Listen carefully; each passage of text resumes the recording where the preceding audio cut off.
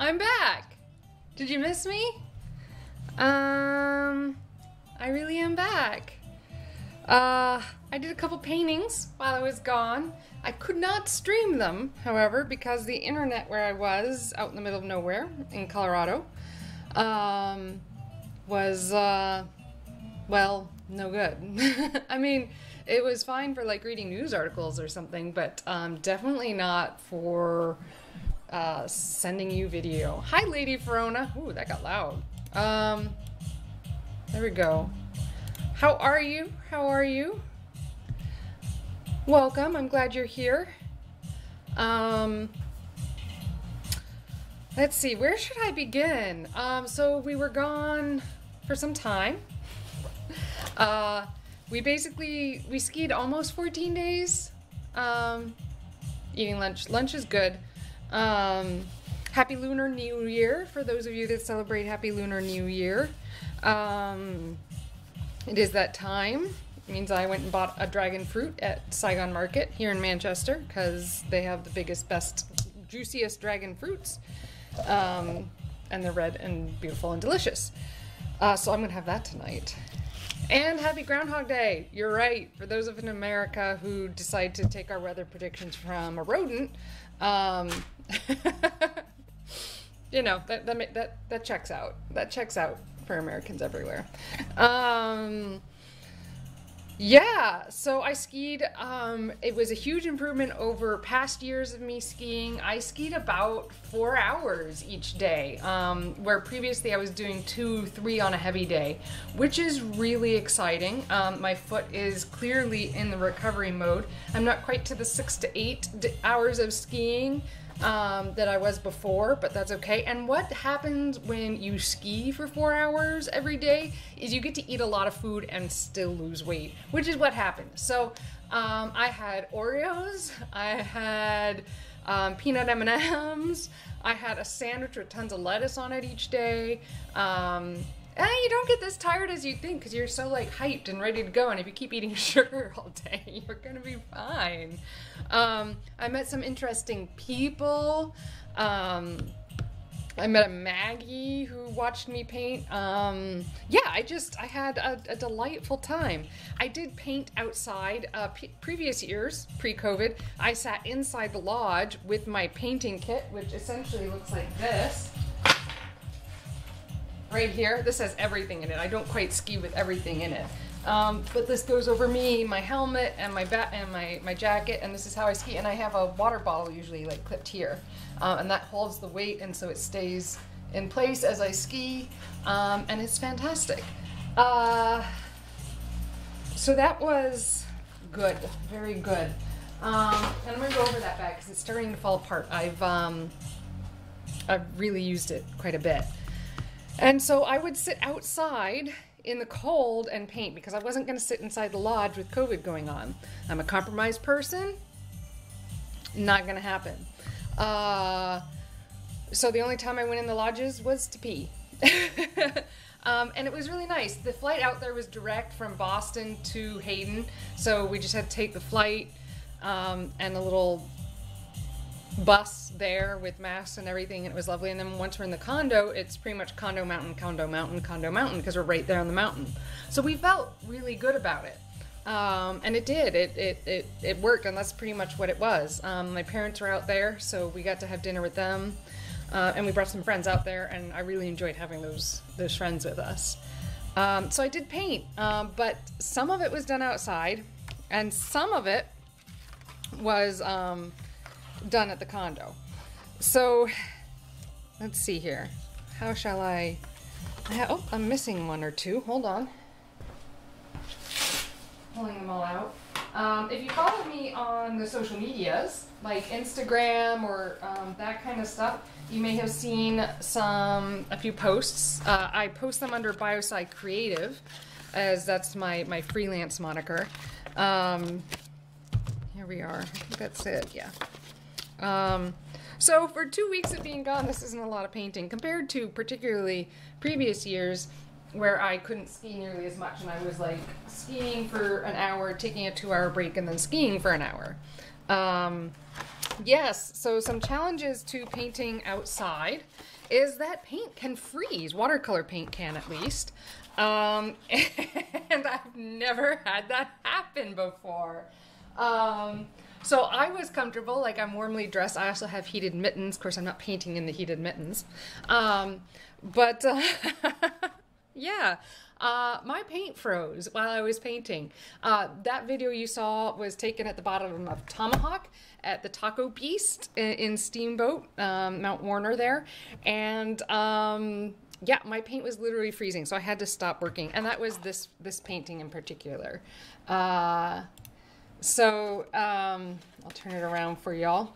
This is what I painted when it froze. And then I had to take it home. And I mostly just got like some of the trees ghosted in and then the basics of the landscape. And then the paint was freezing. So I had to take it back to the condo to finish. And I did. That evening I finished it and added the colors and kind of brought things forward and back. It was a glorious blue day, but the Taco Beast isn't a building. It's like this giant snowcat that's been equipped with a kitchen. And so you're literally sitting on a picnic table on the snow. So it was a lot colder and there was no wind block. So my paint froze. My paint froze. You can watch my Biosci Creative Instagram for that. I did a video to show you the paint freezing, the crystallization of the paint. What I couldn't capture in video was that as I was painting, see these little dots here and here, like there are these little dots. Those were ice crystals that formed on my painting. The painting glittered. I could not get it on video. But yes, the painting froze before it dried. So this is that view at the Taco Beast, kind of at the bottom of the Sunshine Lift, right above the, what was that? Wally World lift. I can't remember, right under Spike. And it was a lovely, beautiful day. It was one of the last days we skied. Yeah, and I have painted this view, not quite this view, previously, but of like lower down. It's a hill called Spike, and I have those paintings as well. So this was one. The first one I did, however, while I was out there, was actually this one, which I did from the top of 4 Points Hut. And I'm looking at the Thunderhead Lodge in Steamboat, Colorado. This is really just illustration board, like a Strathmore illustration board that I turned into a watercolor brick book, watercolor, yeah, brick. You know, like this. This is kind of what it came out of. Before I realized I really did favor Arches paper, so but I was just playing with it. I was like, am I really gonna paint on the mountain all the time? And it turned out I do. So I did eventually buy Arches watercolor, which is what this is painted on. Here we go. See, Arches watercolor. So I am at one of the higher points on the mountain, not quite the highest. It might be the highest lodge on the mountain, I'm not sure. Looking down at another point, another mountain point. And then this is the valley down below. Now this was my first one getting back into things, really. So I had some adjusting to do. I think to finish this out, I will brighten the orange guards here that they use for their photo area. And then I think I'm going to go over the back valley with just a little bit of a white gouache to really push that back because it's coming forward quite a bit. I had to relearn some green color theory as I worked with this because it's been a little bit since I did these like live. And I was relying too much on the paints that I'd already mixed in my palette and then just keep reusing them instead of really looking at the greens and thinking about which one was pulling forward, which one was pulling back, and kind of remaking my greens. I need to stop using that crutch. Then I guess it was this one? Question mark? This was painted at the bottom side of Rendezvous Hut, looking up over at high noon. So over like, I think this is like the top of high noon coming down, and then it goes down the mountain. And then so this would be like the tops of like 1, 2, and 3 o'clock, I think, or cruise. I'm not sure. They're blacks and the blues over here. But this is on the other side of this. there's a lift that lets out and you can ski here. I think that's what you know what, maybe I'm wrong. I should look at a ski map. But this one was nice because you had the blue skies. It was beautiful, and these dark clouds coming in that promised snow for the next day. And it was indeed the case. And then, so these trees are a lot closer. So I really need to warm those up to pull them forward. They're a little too centered too for my taste. And I'd already moved them because I thought they were too centered. I should have moved them further. They're not really that. They're there, but they're just like smack dab in the middle of this. So you have this nice, lovely, like storm cloud coming in and these wispy blues. It was quite nice. And it glitters, of course, in real life. Not the painting, but the snowscape. So then the next day was like this because of that snow, right? That cloud that came in. And this is looking up at 4 Points Hut, which is They're essentially mirror views of each other. So for this painting, I'm standing about here. We'll use a seam ripper because it's pointy.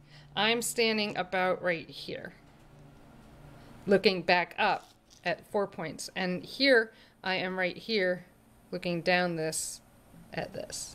Does that make sense?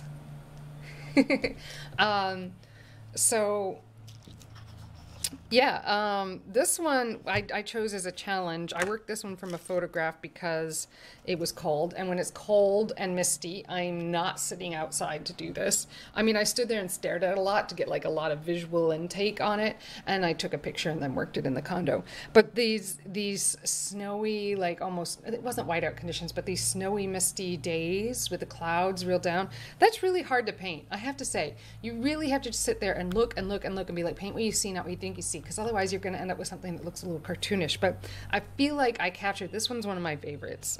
Actually, this is probably my favorite from the whole trip. I feel like I really calmed down and looked and saw what I saw and not what I thought I saw. And I think that's reflected here in where the trees are closer to the ground, there's of course less mist and less cloud. So like when the weather is intense, you ski the trees so that you can see further. And this is actually part of a lift, but as they go up into the sky, you can't see the top of the chairlifts or the chairs on the lift anymore. So this is the 4 Points lift. And you just couldn't see them and they faded out. And I feel like I got it. And then over here is another lift, I think. And then it tops out, so this one is probably, this is either Storm Peak or Bar UE. I think this is Storm Peak. So this one, I just feel like I got it. Like, I got it. It was really good. This one took several evenings to work on. So they do something on the mountain called a balloon glow, which is gorgeous. And they take the hot air balloons, line them all up at the bottom of the mountain as the sun sets, and they start blowing them up, and the fire fills them, and as they light the fire, the balloons themselves glow. They even set it to music, and this happened to be Backstreet Boys or NSYNC. It was NSYNC. So they were in sync to NSYNC. Anyways, the prettiest balloon, which I don't know if I'm going to talk. No, I'm going to talk about it.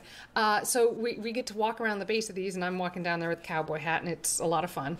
And so I look up, and this is the view, and it's gorgeous. The prettiest balloon, however, the operator snubbed me when I walked up for a sticker. He was handing stickers out to like everyone, but for some reason didn't hand a sticker to me, and I feel slighted. I feel slighted. He did go on to Dave though, so we have a sticker, but so I didn't paint his balloon, even though his balloon was pretty. So I painted these so you get the light and coolness of it. I'm gonna have a hard time getting this one off because when I was halfway through the painting, as I let a layer dry, it came off the board. So I had to use an iron that has been to Russia and back to reattach this. So I'm going to have a hard time. I'm going to have to slip a razor blade in here and work real hard not to damage the paper.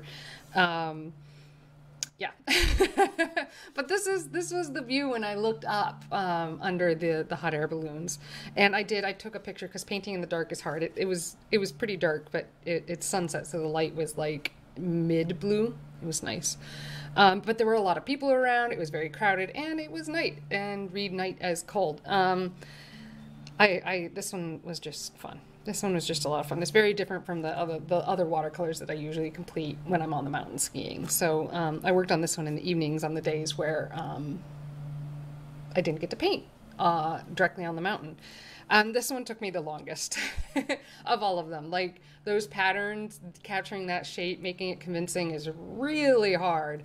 There are pictures of the progress on Biosci Creative Pinterest, so do take a look at that if you're interested in that. All of these have progress photos on Biosci Creative if that's of interest to you. Yeah, so what happened here? So this is my Arches watercolor block that I really, really like. It's a hot press, so the paper is real nice and smooth, but it did come off its support. I'm gonna have to, I think I'm just gonna end up like rubber cementing the whole thing on. Once I take this painting off, I'll like wrap it in paper and then rubber cement it back on. I'll lose a piece, but the rest will still be usable. Use a clamp, put it on there real good. So I left it in front of the fire drying overnight and the glue, like, I'm separated. So that happened. I know, right? This is a different painting. I think I've shown this one. I think I did this one live with you guys. It's a good one. It's a great one. It's from Killington, Vermont. Just a moment that I had when I was going up the chairlift. I did not take a picture. I drew this, painted this completely from memory. And it was just an adorable moment. It was my warm-up to get all these done. But that's what I painted while I was away. I can't stop making. The other thing I did, I didn't bring my bag up. I will. I added some patches to the bag that I made at the advent of the stream. I have an Aaron Draplin patch on it celebrating the retirement of the shuttles. I have a NASA patch on it celebrating just Kennedy Space Center.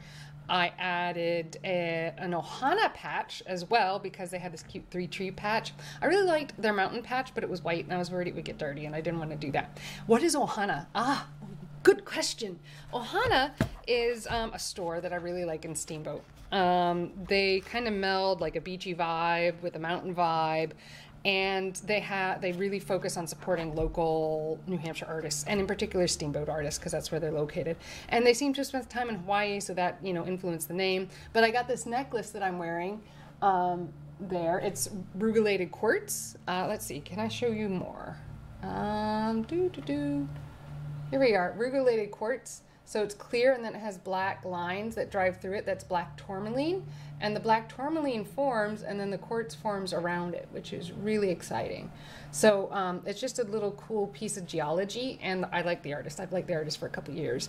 And I also got this set of earrings that's like a little gold bar wrapped in wire with little probably quartz. It said diamonds on the label, but I don't think so. I think they use an apostrophe on the diamond to indicate possessiveness as a name instead of actually being diamonds.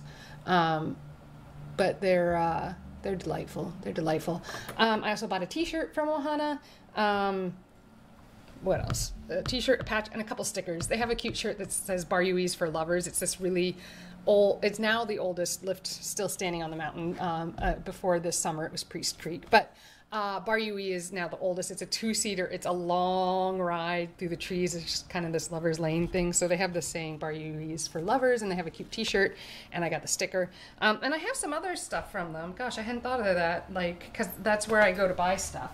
But why was Ohana the #1 store that, oh, here we go. I can show you this.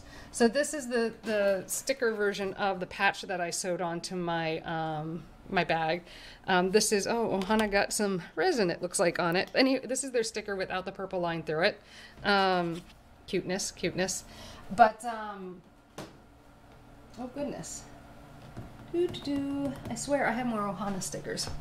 But, what else? Things about Ohana. I was going to say something else. Ohana. Oh, because they are the only store that was like, please, it might have not been the only, no, it was the only store I saw that was like, please wear a mask. And the cutest thing, okay, the cutest thing. So I spent all my money there because none of the other stores required masks. And it was really annoying because there were these other stores that were like, you're welcome regardless of vaccination status or mask wearing. And I was like, so you're saying I'm not welcome as a compromised person? Thanks. People just don't think about the exclusionary aspect of their languages. And they only greeted people that came into the store wearing a mask, which I thought was very clever. So way to, you know, just emphasize that, hey, you know, this is what we stand for. And yeah, you know, made me feel good. We did not eat out. We did not go to bars. So there's the T-bar at the base of the mountain that has an outdoor section, and sometimes at the end of the day we'll ski and have a beer. I was only able to do it once. I didn't even get to do it with all my friends because it just didn't work out in my schedule and what I was skiing. What else? Oh gosh, it was a lovely trip. Very creatively rejuvenating. I find a lot of inspiration in that mountain, and it's someplace I feel safe. It's somewhere I've been going since I was a small child, and it's somewhere that I intend to keep going for my whole life. So yeah, it's kind of a home for me, I guess. And you know, it really just hit me this trip that how much of a home. I mean, I've always known it was home, right? But just the likelihood that it'll be in my future for the rest of my life as well means it's home. Other exciting things, let's see, good food. I got to eat a lot. Did I mention I ate a lot? I really ate a lot. It was delightful. So nice to eat that much. Oreos at lunch every day. You can look at Fireside Creatives Instagram page, and you can see like the sandwiches I make myself and stuff, and I fill it with lettuce because I love lettuce in a sandwich. It was good. I even had a taco at the Taco Beast, and it was very good. I have to highly recommend their Three Sisters taco. Like usually people are lackadaisical with vegetarian food, but this place was not. It was delicious. What else? Oh yeah, they canceled our flight home. No, I'm serious. They really did. They canceled our flight home. We went on this trip with a direct flight out of Boston to Hayden, and that's exactly what we wanted. A direct flight was really important to us, so that we limited our exposure, limited our time in the airports, limited everything, and it was a really great direct flight. But because of the snow that came in Boston, they canceled our flight. So our original tickets were $144 each, so $300 to get us home. They canceled it and could not get us home within 2 days, which would have been acceptable of our original date, because they didn't have another flight. Oh yeah, the trip, otherwise the trip was absolutely great. But the canceling caused a lot of negative things, which I am now in contact with the TSA, and I'm going to contact the CDC and each of the individual airports that we traveled through.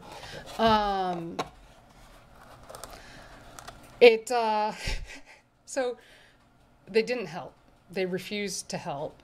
So we had to spend $1,500 to get home, and it meant 3 flights, an overnight stay in Denver, and traveling through a southern airport, which I do not recommend at this time. It also meant exposure to a lot of anti-maskers who were literally walking around a federally mandated space, the airports, without masks on. So I literally walked around and took pictures of them. I now have a new Instagram account that I will announce in the near future after I've gotten through this stuff, where I post those photos. I was verbally sexually assaulted upon entry into Denver International Airport. Delightful. A man threatening to kiss me. It was really great. It's really, really wonderful. Without his mask on. It was nice. It was nice. So that's the experience of a woman traveling. Yeah, no, it really happened. It really happened. People I was traveling with almost got into like altercations with people because they weren't wearing their masks. Flight attendants refused to ask people on the flight to pull their masks out. So I have pictures of all of this because I was like, I'm done. You're going to be documented and I'm going to do a thing. It was hellish. The flight home was hellish. Disorienting, traumatizing. And that was on Xanax.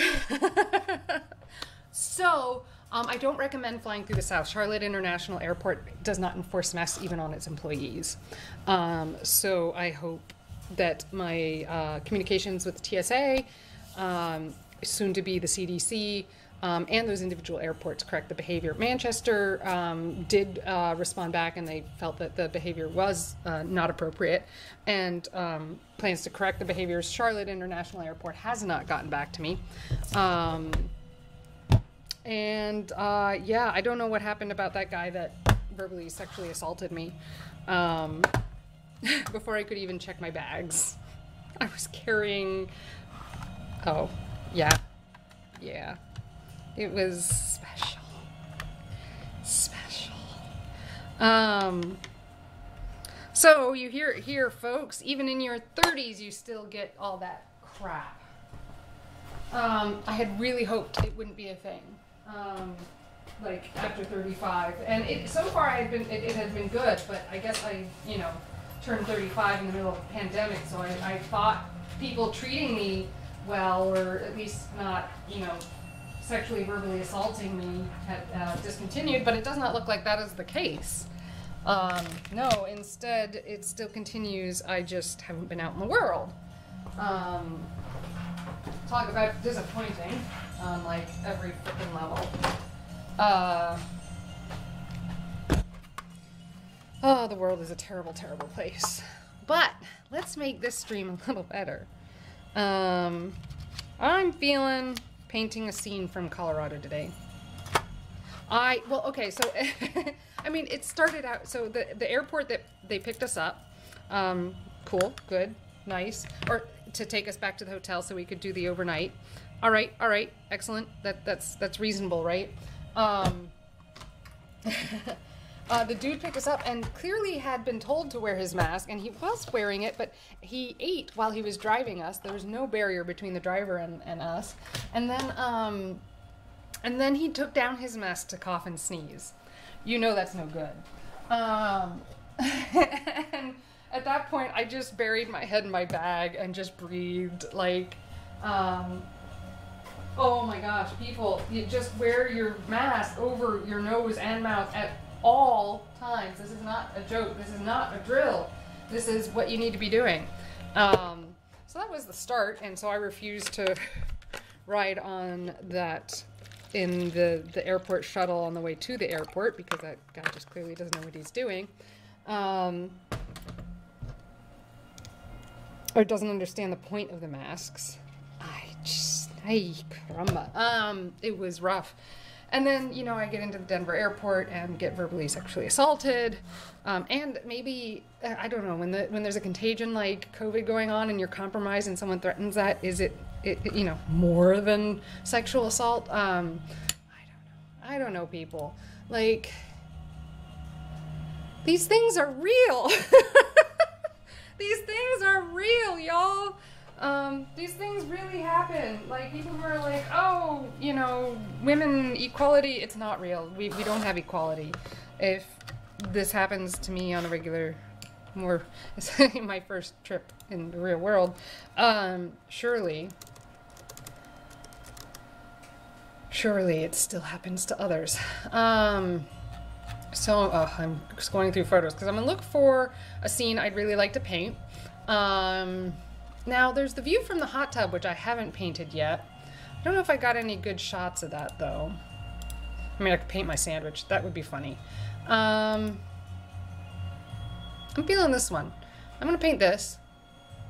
I know you guys can't see it. I'm gonna put it up on the screen over here real quick. Take a peek.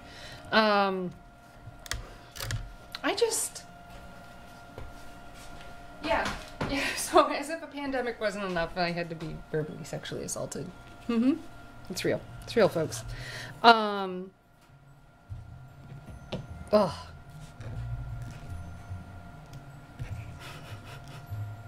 I did tell the people after checking my bags, I was like, hey, there's a dude down there who just verbally sexually assaulted me. I don't know. What do you do? I really don't know. I'm at a loss for how people treat each other. Absolute loss. Okay, so I have here a view of the mountain that is one I've looked at a lot. It's coming down the bottom of Heavenly Daze, and I'm trying to decide exactly where I'm gonna draw the line on this one.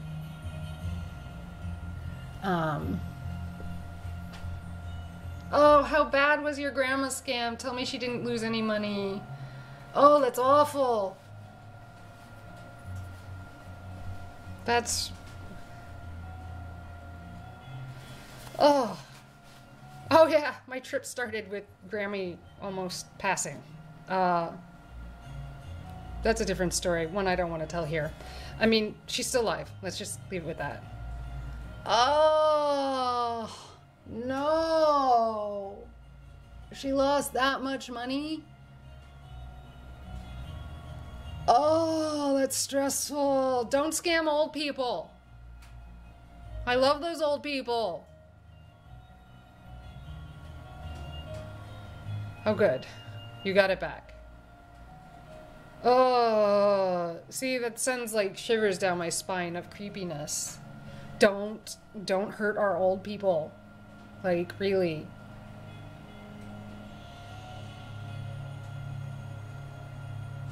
What the heck? Did it even sound like you?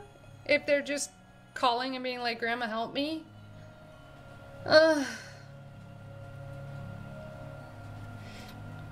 Oh my goodness.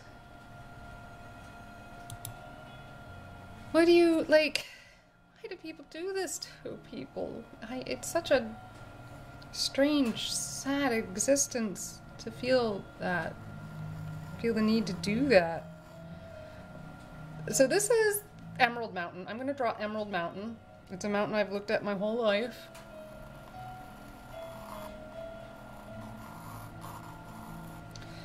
And actually this trip, because I ended up buying skis out there that had to be reset, I snowshoed up, not all the way up. Please don't think I snowshoed all the way up. Hiking is still a real challenge for me. But I did get to snowshoe up part of this hill. I need an eraser. I need.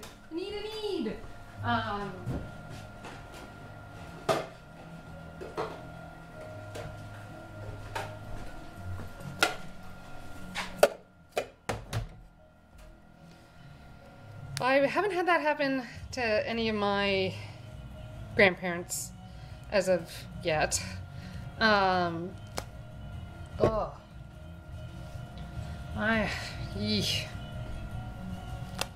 So my cousin is getting married and they have a wedding coming up. It's in the South. It's in Georgia. They haven't said they're following CDC protocols yet, though.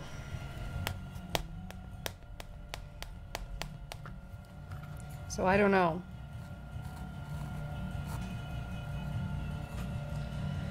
I don't know. That sounds awful. Like, we need to protect our old people. They're important to us.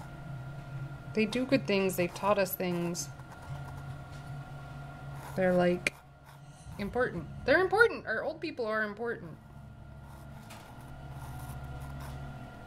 It curves right here, and then it gets another valley coming out this way. So there's a little bit of a spike of a hill right here. And then it comes down, and it goes around. And then something else is popping up behind it. I don't know if you guys can even see the lines I'm putting down. I don't want to go too much darker because I am going to watercolor on top of this. So this comes out right here. Oh, this maybe doesn't go down enough. Remember, with the kneaded eraser dab, you don't rub. Don't rub a kneaded eraser, just dab a kneaded eraser. So yeah, you know, the trip was good. I'm so glad we went on the trip. We needed the trip, and I think it's going to inspire us to do some more skiing out east on the weekends here, because, well, we've spent the money on that pass that gets us like everywhere we need to go in order to, you know, ski. We paid the price already. So yeah, I think we'll be doing a lot more of that, which is good because it's active, it's restful, and we really can seem to be able to do it with minimal inside activity, which is really what we wanted. Inside activity bad.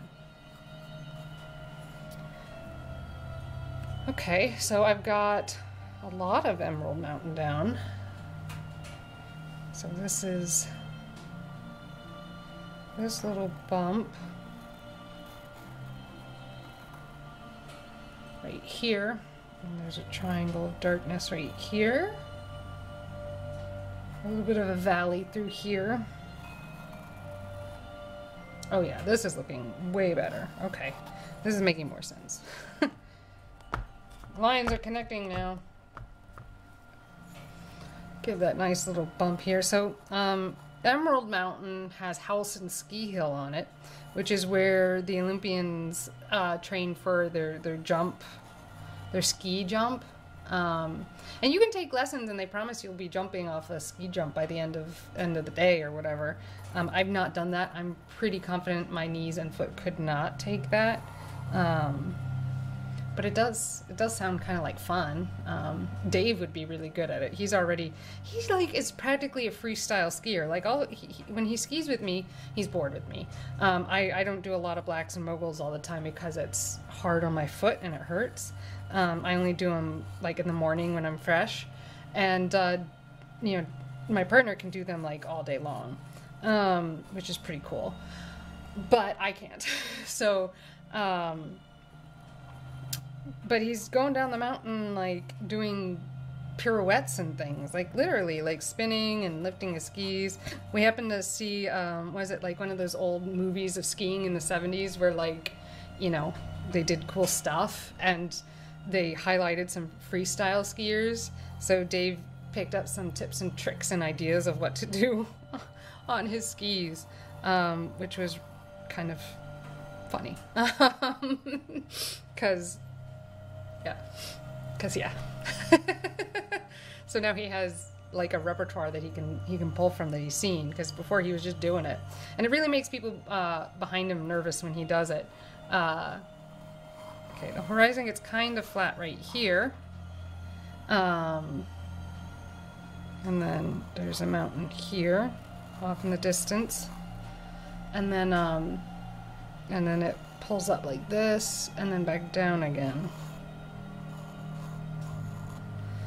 Okay, I think that's the basics of the lines that I'm going to need for this piece.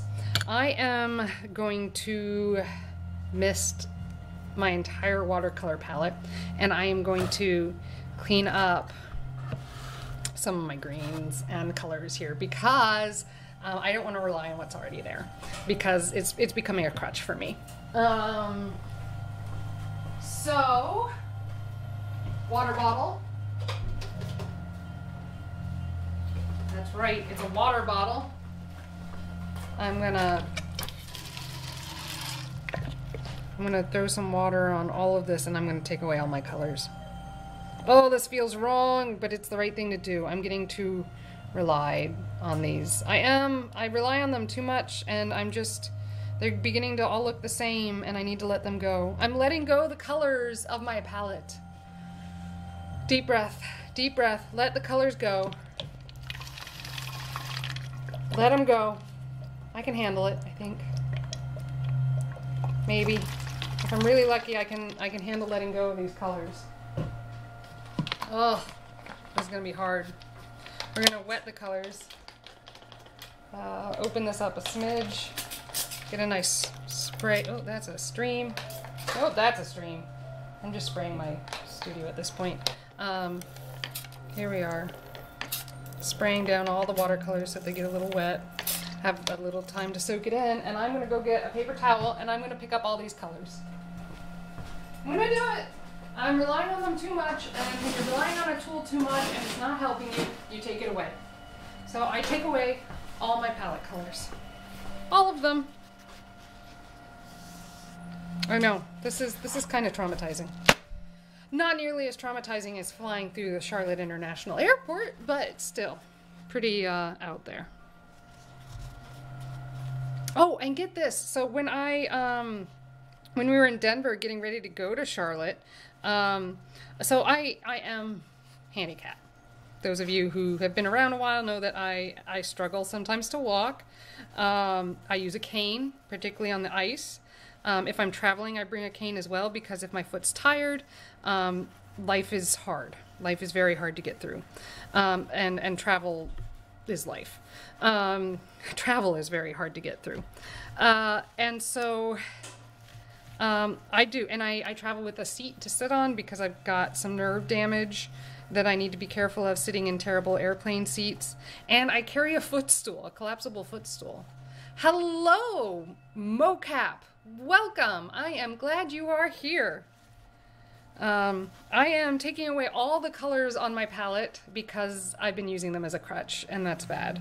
And even though they were lovely colors, I'm taking them away. I'm taking them away. So that I make new ones and don't rely on what I've already built. Because then they all start to look the same and all the colors are the same and I'm not making choices, I'm relying on things. So I am taking away all my colors. It's kind of hard. I'm distracting myself by talking about another traumatizing event.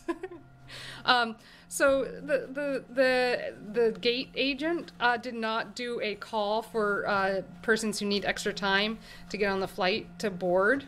They just went straight to their priority and first class passengers. And so I rushed up and I was like, hey, are you not giving time for disabled persons or people with kids? And they're like, oh, we didn't have you labeled as disabled. And I'm like, I don't have to be labeled as disabled to use this time. You know, certainly parents with small children use it. Just people that need more time to get on the flight in case of like everything. And they didn't do it, and so I went up and they're like, oh, yada yada, whatever. And I was like, and they tried to like threaten me with labeling me disabled and in their system, and I was like, no. And then so I got on the flight early and I get myself set up, and once in regular boarding, I'm seeing an old man with a cane come through. I'm seeing someone with a Burmese mountain dog, a very large service dog. Oh man. Like, and small children, and those people should have had that extra time on the flight. They should have. And I just think that was really, really wrong that they didn't help the disabled people board the plane. Disabled people like me. But here I am. Okay, I got rid of all those colors. Can you believe I actually did that? It's kind of hard. They're gone. All those colors I mixed are gone.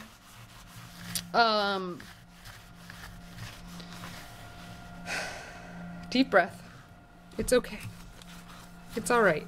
It will make my paintings better. They were getting a little repetitive in terms of the greens I was choosing. So now they will not be. The things we do. Okay, let's move this out of the way.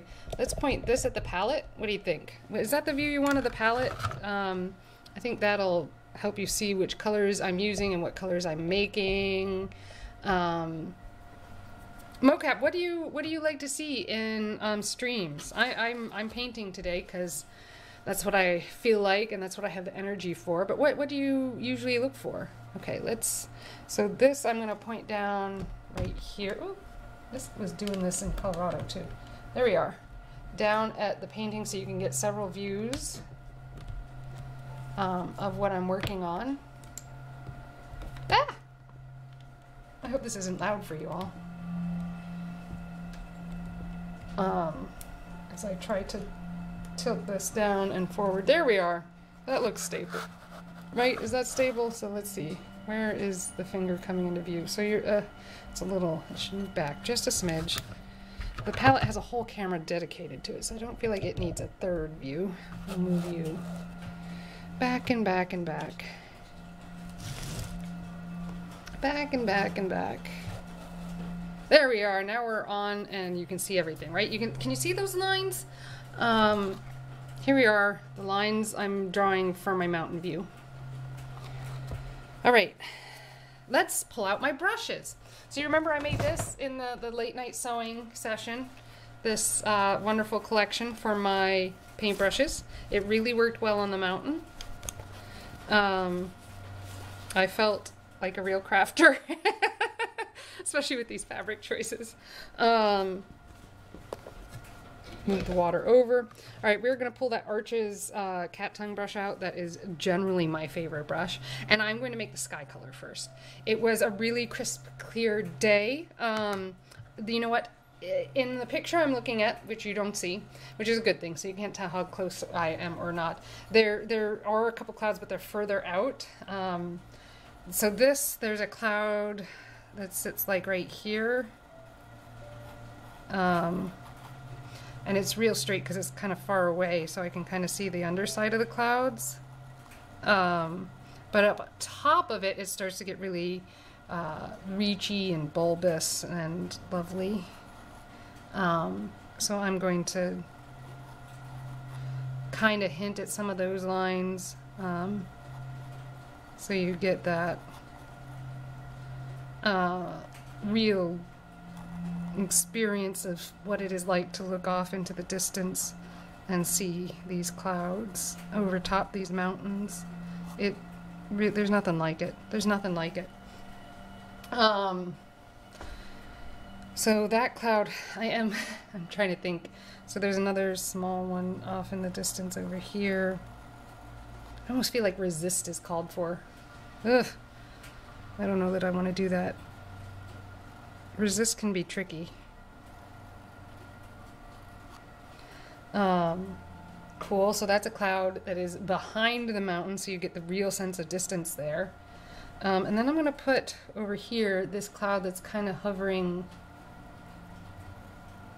that's kind of closer to me. It's not over me. It's probably just behind Emerald Mountain here.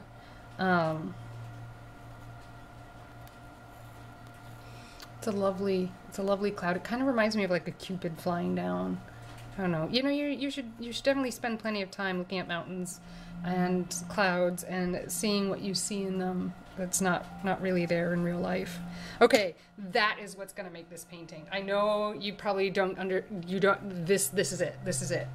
This is it. Okay, cat tongue brush. We're going to grab a little bit. So the sky here is definitely in a cerulean bent. So I'm going to take this color right here that has a lot of green in it. And I'm not going to grab the indigo. I've been relying on the indigo a bit too much, perhaps.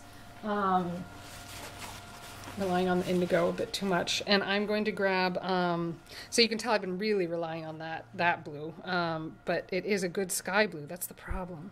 It just has a little bit too much white in it for my perfect preferences. Lots of different blues to make the sky the perfect color. We're almost there. It should be a little on the brighter side. What's this one? I'm trying to remember what this... No, that's the indigo. What's this one then? What is this blue? Oh, no, that's the indigo. That's a Prussian. Prussian is going to be really important in the mountains. I am not going to use it in the sky. There's some of this in there. We're getting there. This should be it. The other thing that's happening in the image that I'm looking at, so when I'm looking off at the horizon, it's kind of misty. And then it's lighter, and then as it goes up, it gets darker.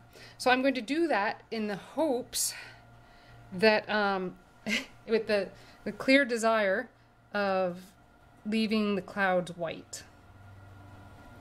And remembering clouds are not these cotton balls. Clouds are not cotton balls. Okay, I see a lot of clouds that look like cotton balls, and I don't like it. I know, I'm discriminating against other people's clouds. You can make whatever clouds you want, but clouds are not cotton balls. It can be a great technique to use cotton balls to make clouds, but clouds are not cotton balls. So keep that in mind whenever you're making your clouds. And it shouldn't get darker next to the cloud right here. I'm pulling some of that paint out.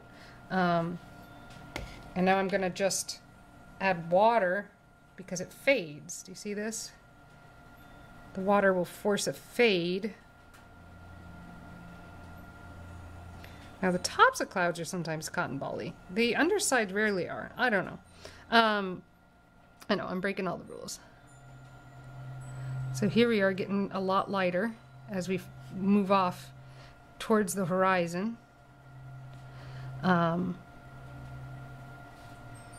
Because that's what happens in real life when we're looking at it. And don't worry about looking off. There's a second peak here somewhere.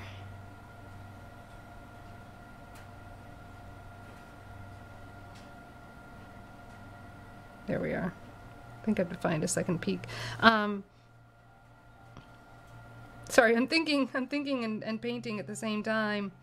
What was I saying? I got really into that section. Sorry folks. I was on a narrative and I lost it. But so the sky fades off and we get a little less dense in terms of the color, right?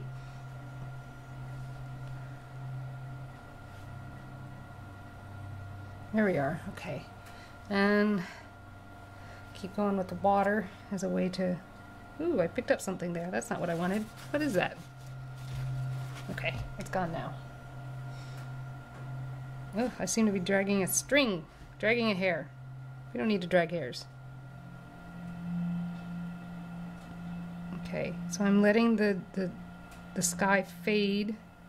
It's blue. Oh yeah, there we are. It has a strong, strong fade. There we are. Look at that. And if we go over the mountains just a smidge, it's going to be fine. It really is. Now here's one of the things that drives me nuts in watercolor, but I haven't figured out how to fix it, is the darkness that sometimes accumulates along the edges of our colors. So I'm looking at this cloud and it is a fuzzy edge, so I am going to grab one of my smaller brushes and fuzz that edge out because it's not a harsh edge, even though that's what's appearing in my painting. So with a little water, you're just hoping we can fuzz that out. There we go. Just like that. And I'm looking real close at the cloud itself. And I am trying to draw the cloud in its exact shape and existence because I'll get it wrong otherwise. Making up clouds is a physics challenge. There we are. We're getting somewhere. Getting somewhere. Keep blending that. All right, we don't quite have the intensity of the blue at the edge that I would really like to see here. So I'm going to add some more moisture and allow it to fade on just using moisture physics. I don't know, whatever you want to call it. You have to be careful with watercolors because wherever you pick up your brush or drop your brush or do all kinds of things, that's where the color intensity is going to hold. The other thing that's kind of fun about these watercolor paintings that I do when I'm on the mountain is I don't have some of the tools that I sometimes have when I'm painting here, like salt and stuff like that, resist. I don't paint with those when I'm on the mountain. There we are. There's some more of the green back into the sky. Yeah, buddy.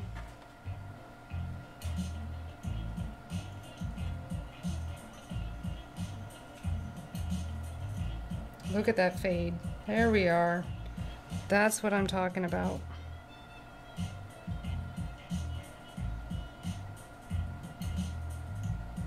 Now we're talking. You see that?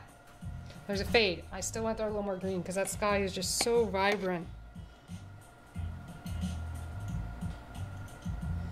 This looks a little too vibrant. Should I do it? Let's do it.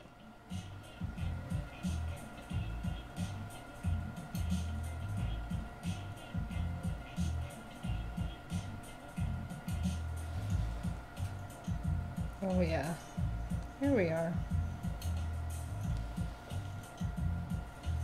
Fading it down. That's what I wanted.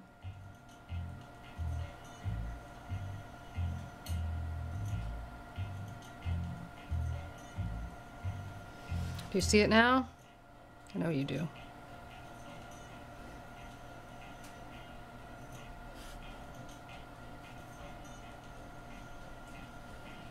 All right.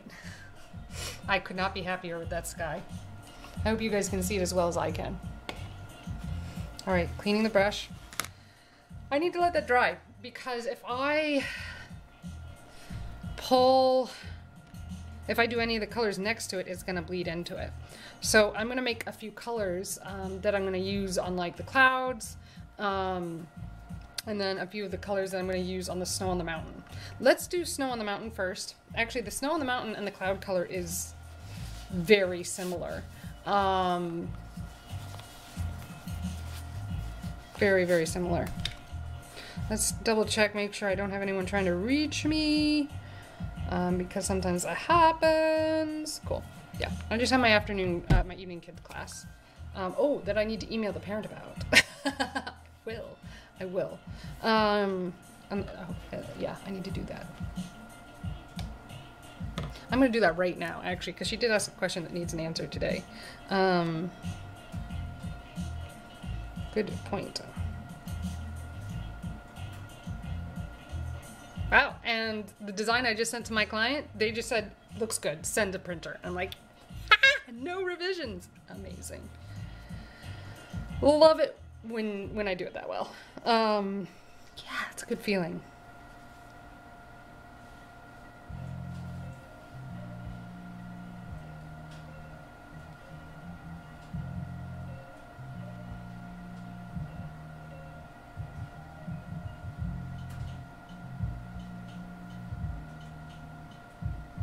Here we go.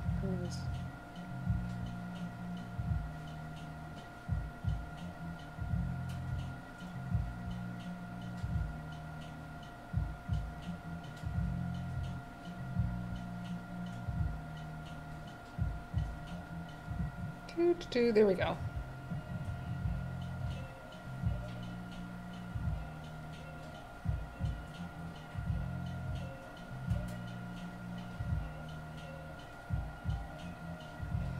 Or remote if you prefer. Cool.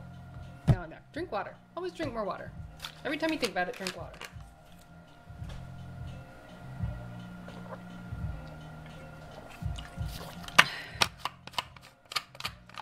All right, cloud color, snow color. So the snow really reflects the sky, right? So the snow down here reflects the sky. So some of that warmth, that warmer color that I really pulled in there at the last minute could really be present on the snow. But I'm seeing most of that on the foreground, which isn't part of my painting here. But it's still kind of present. So I'm gonna have to think about that. So I'm second guessing myself. I'm gonna say that the snow is warmer than the clouds. It has a little more green in it, but it still has a bunch of the, wow, there it is. I just made it. Okay, that's it.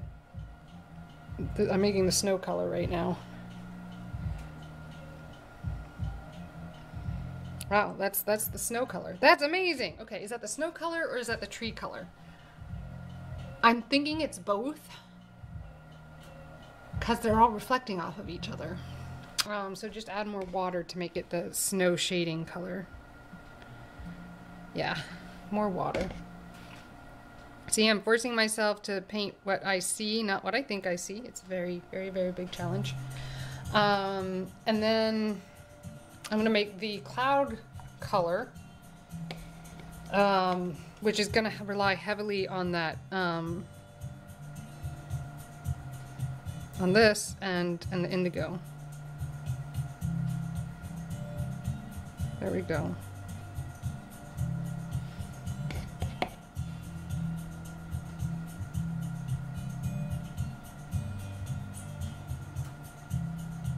So this is cloud, and that is snow. So dropping a lot of water in here, it can always dry and evaporate. And I'm feeling this brush to really lay down some of those snow shades. And this is a Royal and Langnickel 4. I like the longerness of it. It holds more paint, really is what it comes down to.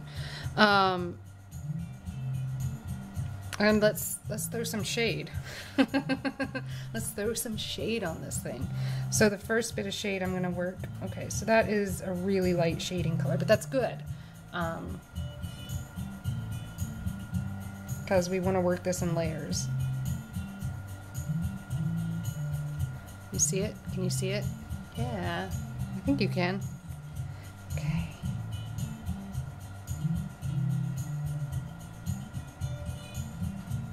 Just like that. Oh, look at this. It's beautiful. It's really beginning to show the shape already. See, when I get out of practice, I have to get back into it, obviously. And it takes a little time before I really feel like things begin to pop and begin to just show their dimension. So we're gonna hit this up. The edges are starting to dry around the sky, so I'm feeling pretty confident with my choices here to work right here.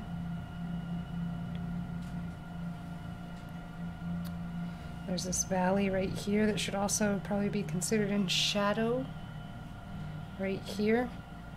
And then there's more right here. Nice. Very good. And that's the hill. So that's going to be shaded here,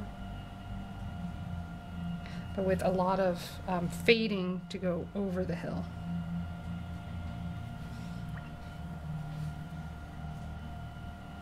Just like that. So I'm going to drop a little more color down at the base here. Nice.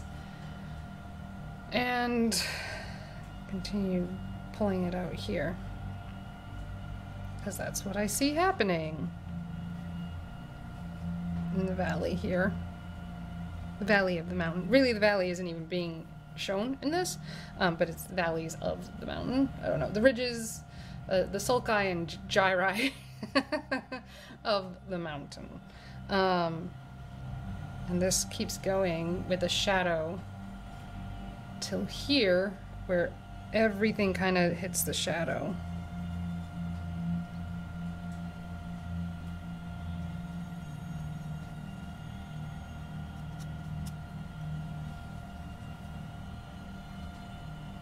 Yeah, just like that.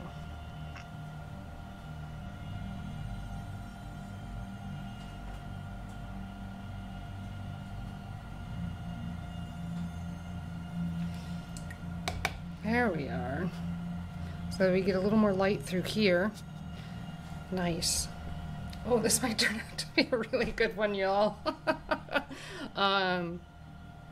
Okay, just keep going. Don't put pressure on yourself. Don't put pressure on yourself. There we are. Nice shadow developing here.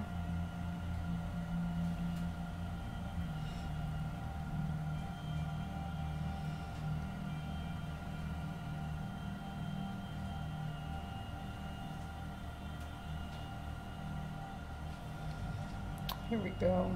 Give it a nice roundedness here that fades. dig it, dig it. And then, so I'm looking for here. This is a shadow right here. It's a little on the dark side. Let's spread it out, blend it.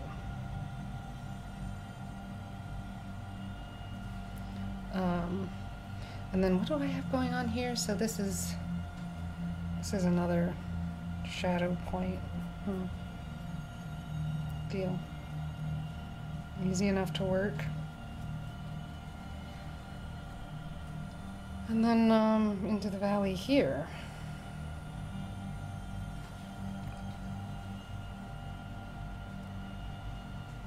All right, we have the shadow of the snow completed.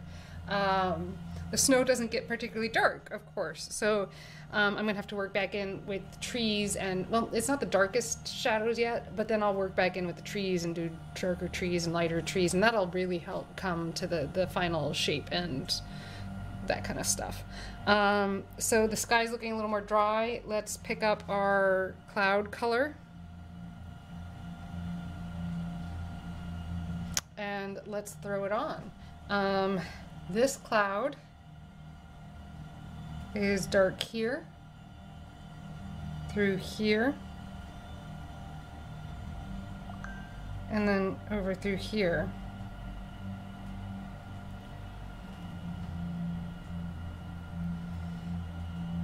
And again, we can use the property of the watercolor to like just let it really float. Let the color float. Float around, color, float around. And really that whole underside of that cloud is on the dark side. We'll get a little darker. I got a ding, I gotta check it.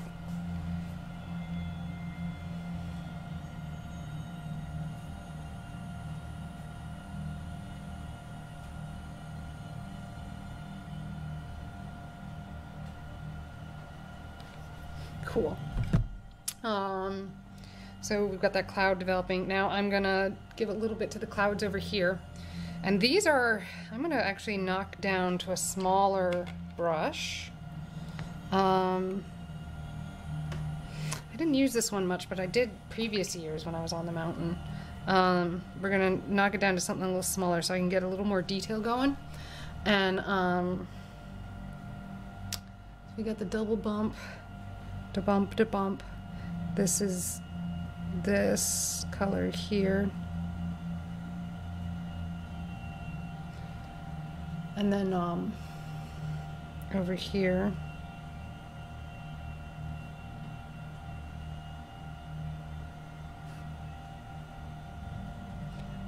And then like this. It's actually a lot like the mountains now that I'm looking at it. It's a lot like the mountains, just different colors.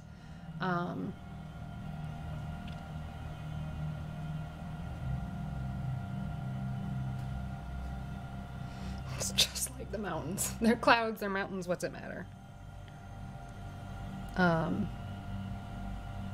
As I attempt to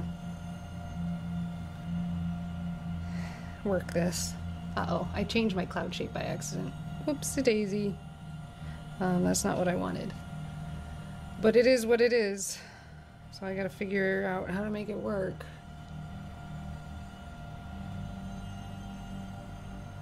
Here we are. Okay, so now I'm gonna go back in with just a little bit of water that has a light blue tint because I've been using it, and then try to fade that out. And what did I pick up there? Something. Ooh, ooh, ooh, this is gonna do it. Look at that. Already looks more cloud-like. Just removing some of the paint. Yeah! Ooh! That worked.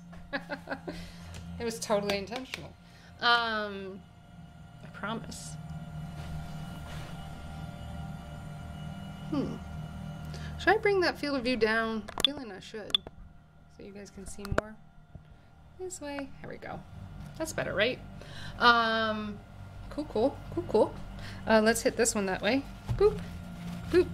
There we go. Now it looks more like a cloud. What do you know? I just didn't know. I didn't invent a technique. I'm sure it's been done. Okay, let's do those distance mountains. This painting is going to be entirely in blue. I just realized. I've been looking at these trees, thinking of the trees on the mountain as green, but like they're barely. Oh, excuse me. They're barely green. They're blue. I don't know what else to say, but they're blue. So with that knowledge, what colors? What is this? What is this color? This is a shadow color for the back mountains. All right, let's do it. I'm gonna have to go smaller, aren't I? So something like this over here, and then through here, and up like this.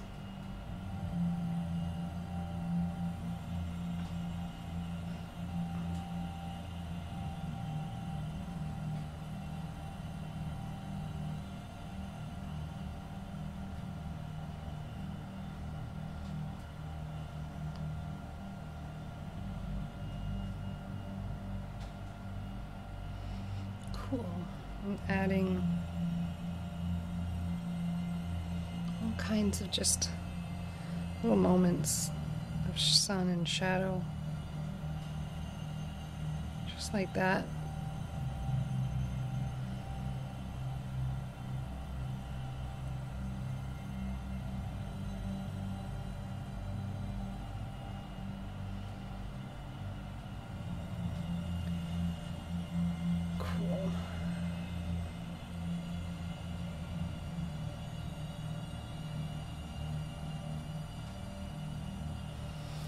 So all of this is going to be dark.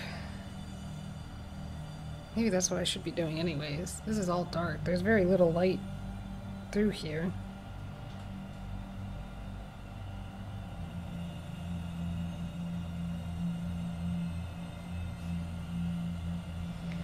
Why am I holding to feeling like some of this is precious, that I have to go at it gently? I'm not sure.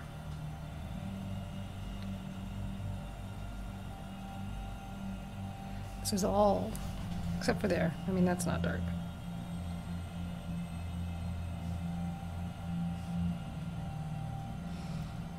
And we have little bits of more mountain here. But this is fading into snow now.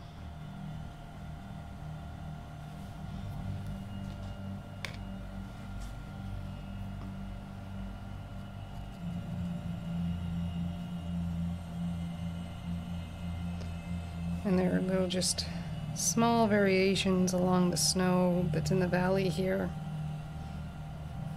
Not a lot, but enough. Enough to be able to emphasize. And say, this is snow! Look at how light it is!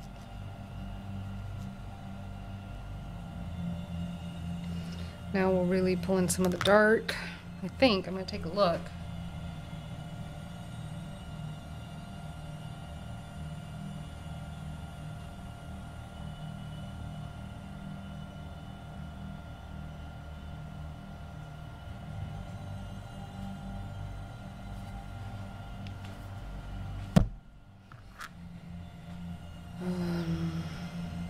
Right, we're going to go in with a really tiny brush. I was starting to attack it with this brush, but I'm going to go smaller. Even smaller! So I'm going to pick up a Zero Da Vinci and pick up some of that darkness and drop it on here.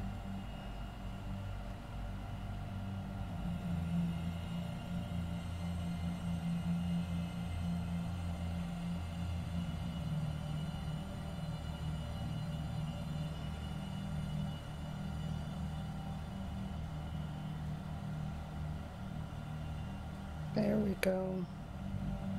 That's the level of detail I'm looking for. So I wasn't So those paintings are not as detailed as many of the other paintings I made, which kind of made me sad. But I recognize I was like outside and working stuff, right? So I was rushing maybe a little bit. You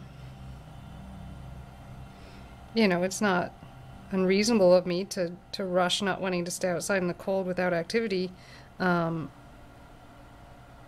But I just felt like I wasn't getting some of the level of detail that I did in other days, in previous years when I would go out there and paint. What is happening here is this is really reminding me that, you know, I have to slow down in order to get those level of detail. And I wasn't doing that because it was cold. I mean, it all comes back to a little bit of cold, a little bit of, you know, I could ski more, so I wanted to. That's what I was, you know, primarily there for.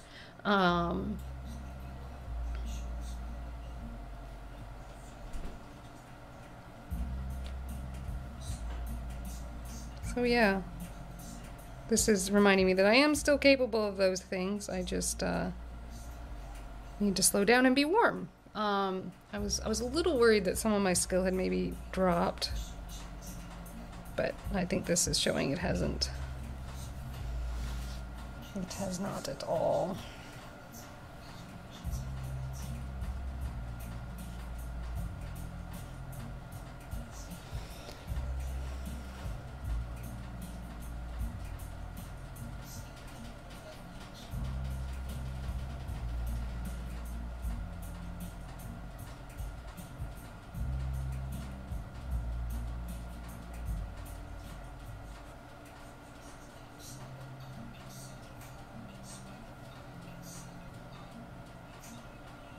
There we are.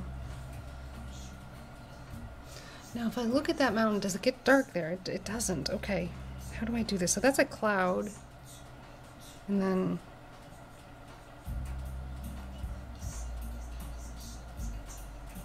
there we are. Makes more sense to me. Let's pull that cloud color, but... right? That is a cloud, and it is entirely a dark cloud, and it will help define that mountain.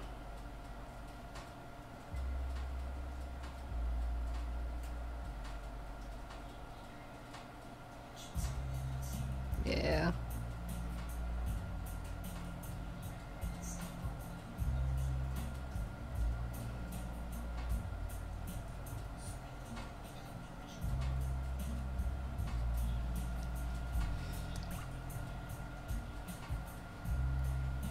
Yeah, look at that. I'm digging it. Now, how do I tell that that snow is off in the distance and not up front? They are the same value. That's one of the hard things about snow. I bet it's kind of like velvet and satin when you want to paint those. Okay, we're gonna go even smaller. I know you didn't know it was possible to... oh, you know what? Since I'm here, I can use my other brushes.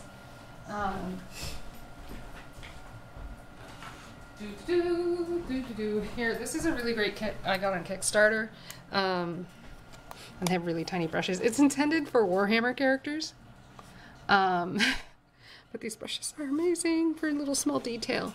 So I bought them. I did. We're gonna go with the 1, because I don't think we need to go down to the absolute itty-bittiest right at the second. But it's gonna give me an opportunity to bring in a lot more detail.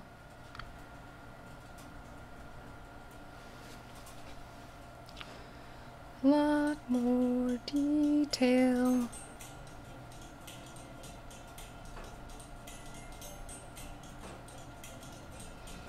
Nice. And it's just wet enough that it's like bleeding and stuff and giving me a little shade. Nice, nice. That's what I want.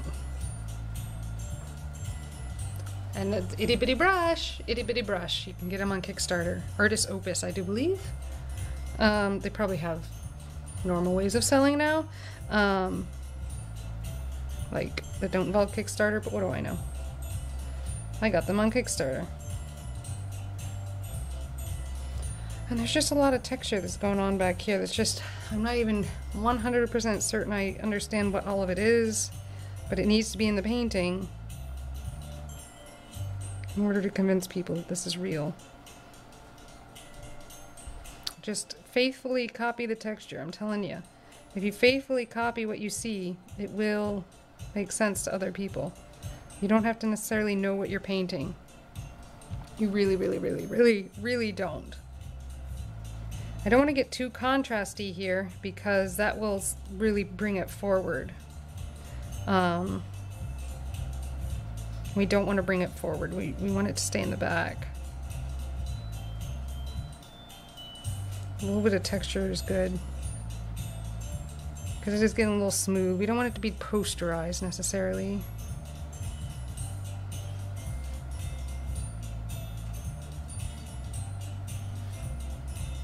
Yeah.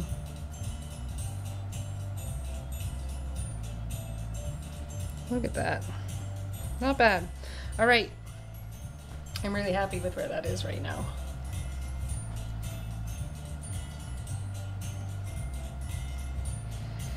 Let's bring out this one again. This feels too big. We're gonna go small. And we're gonna talk about the colors on the front of the mountain here. Actually, I'm gonna use a bigger brush for a minute to pull on some more color. Is it you I want? No. There are moments of you though. We're gonna use moments of you. Oh, not you. You. Just moments. Okay. Using the Zero Da Vinci again. Now there are small moments of this blue just kind of existing right in some of the like reflected light areas, I believe. And I think that having that variation of this blue is gonna just really help it pop. I just hate it when you say that, but it's gonna help it pop is what it's gonna do, because I know what I'm doing, I swear.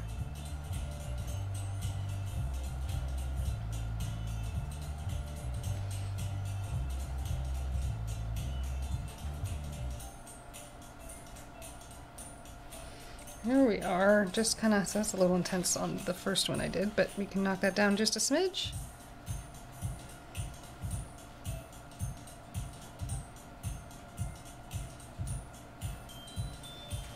Is it really 4? I'm not sure it's 4. We'll fade that out.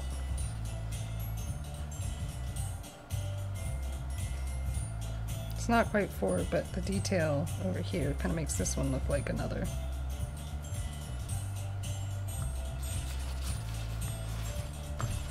Fading it just a smidge by pressing it and picking it back up. Cool, I'm happy with that. And there's a little bit of that blue here, but not entirely through the whole thing. And then there's some through I don't really see it here. There's a little bit here maybe.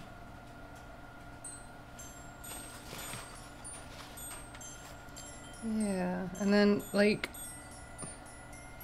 here, I'm wondering if this is just what it looks like when the snow is reflecting the color of the trees. Maybe that's what the color I'm picking up here.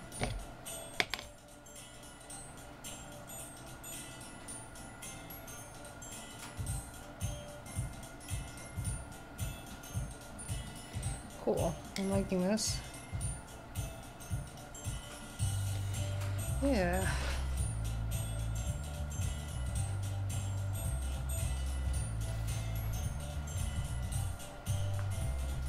Cool. Nice, nice, nice blue. This has a lot of it right here.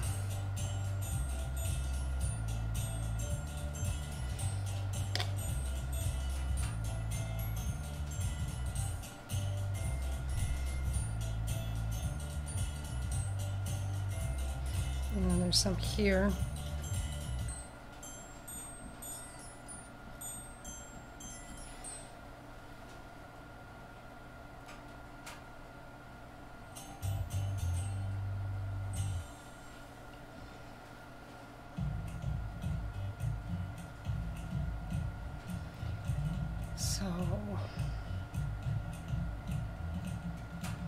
this here.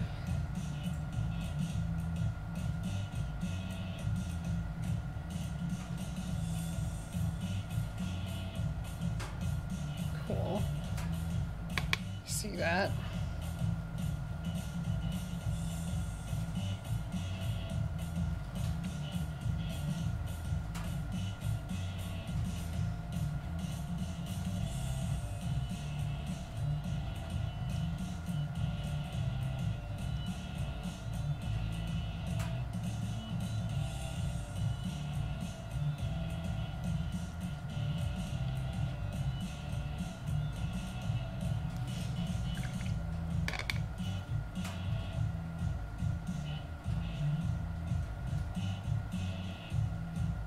I think when I went snowshoeing, it was basically right here. I didn't make it very far.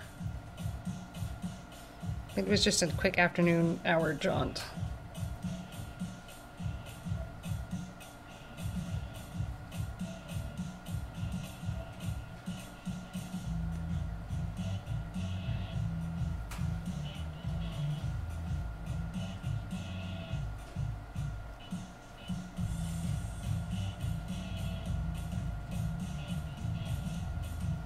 Like little bouquet. I don't know what else to call them.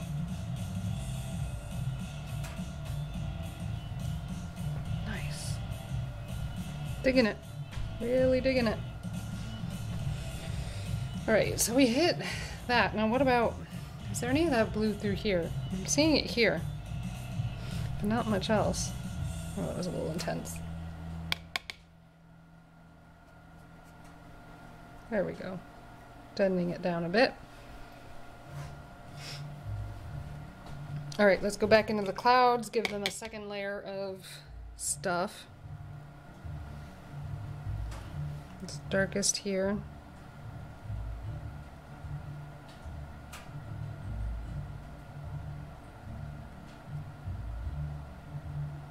Just like that.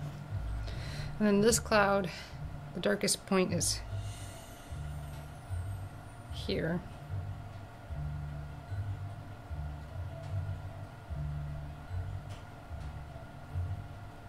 And here.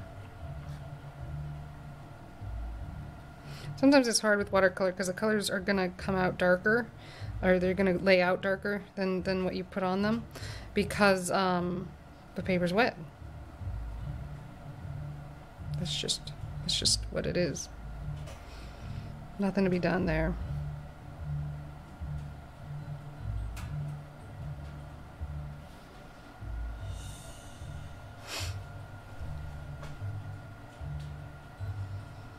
These really light ones, it's the light little streamy ones, it's kind of hard to tell what they're actually doing.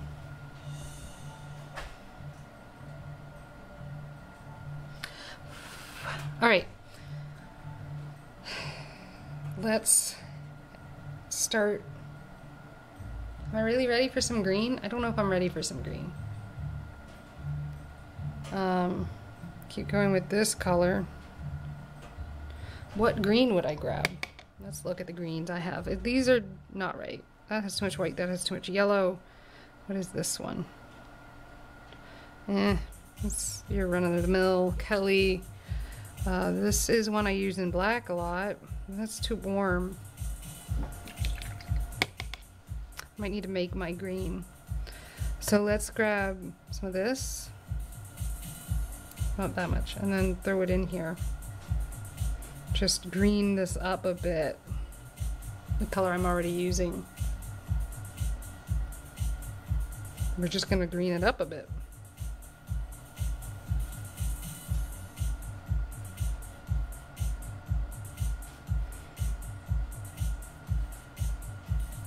There we are. It's still a blue, I think. But now I feel like I can throw some water on it and make it a light color and start shading the mountain with it to represent, you know, where trees are and where they're light and where they're dark. So that's what I'm about to do. This is the part I'm scared of the most, is laying down these trees.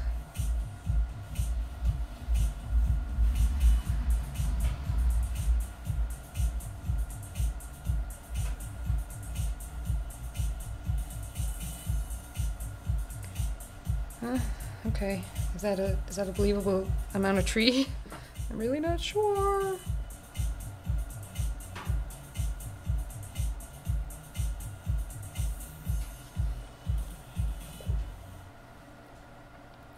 Really, really, really not sure.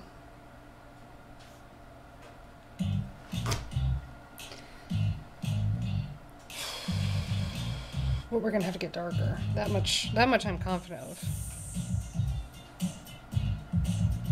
Because it's not as contrasty as, say, some of those mountains in the background that I already did. So we're gonna need to really throw down some contrast to make it pull forward in the visual view.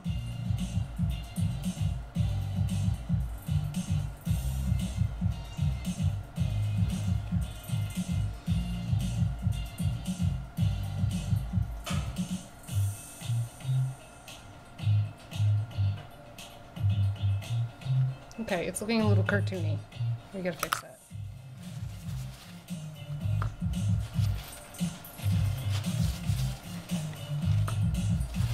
Alright, that's something.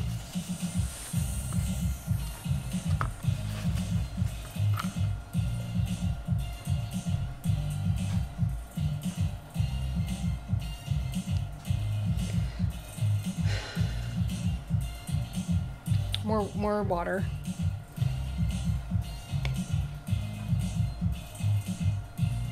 I've got a white hat sitting on my chair over there, and I keep thinking it's my cat. And my white cat shouldn't be up here. It's becomes alarming every once in a while.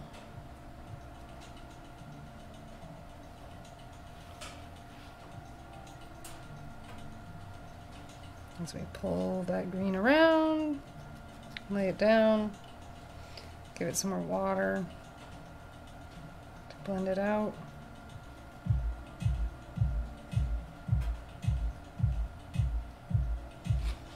I just flattened that whole area somehow. We'll see what it dries like.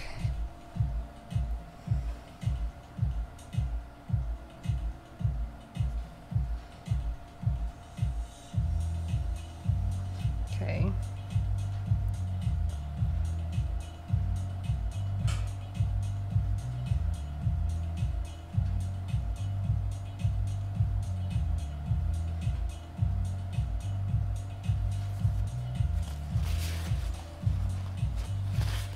Cool. Let's pull some more of this tree color back in, over through here.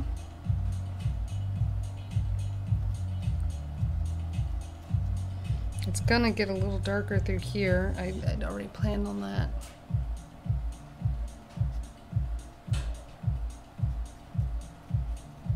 It's like a plan of mine, I guess. It's starting to get a little dry brushy, which I'm okay with. Because that's going to give me that tree texture spottedness that I am looking for with a lot of this.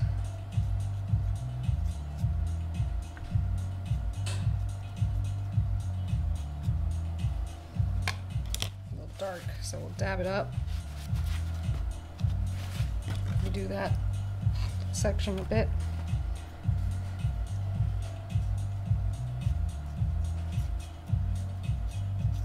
There we are. Are you thinking trees now? Are you thinking trees? Tell me you're thinking trees. So, using that same technique where it kind of gets a little dry brushy to really add to the texture here.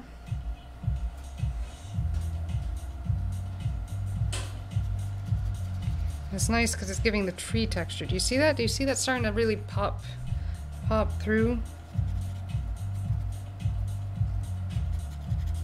Dry brush is not a technique often associated with watercolor. I can tell you that. It's hard.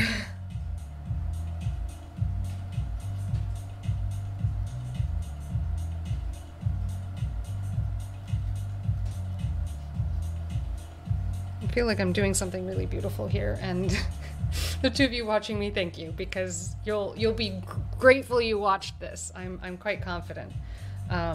Should this be upside down? I've just realized as I've been painting this that perhaps this should be this way. How's that? Is that better? Sorry. Oh, and I just lost y'all. Whatever. Here we are. Keep going.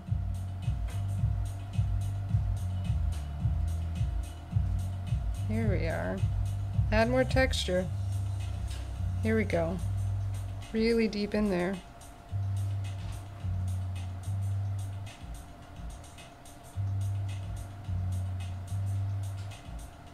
Keep adding texture. Look at this. So it's kind of like a cross-hatching technique that I'm throwing in here to try and keep with the texture. Here we are. We're gonna really pull this through. This is gonna be nice. So I've got that curve right there.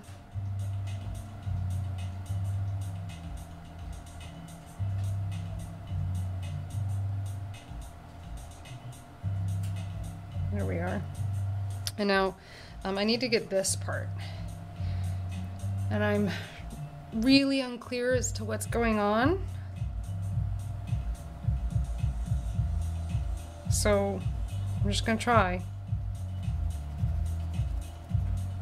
Right? Just kind of guess at, just paint what I see, and hopefully everyone will see what I see. And it will be convincing. You don't always have to know exactly what you're looking at for something to be convincing.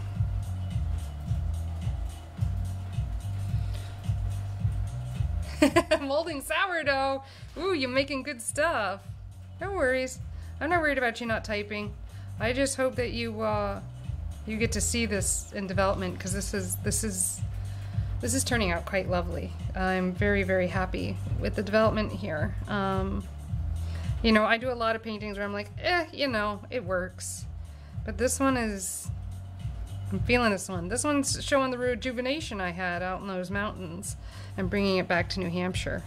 I'm really feeling that here in this painting quite a bit.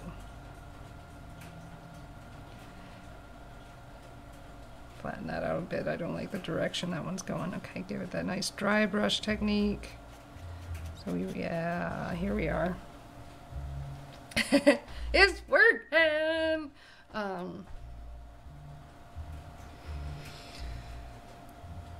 Okay. Are we gonna switch to a smaller brush now? Is it time? I'm going to throw some more darkness in here, which is this one.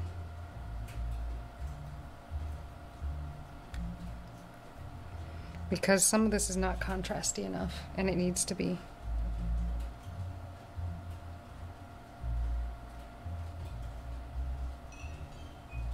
There we are. Here's the contrast I'm looking for. Can you see that? You need that darkness and contrast to really, you know, communicate that foreground, frontground type stuff.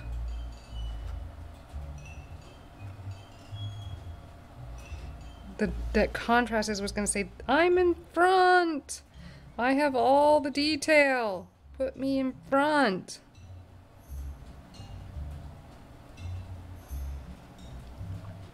Promise you, that's exactly it.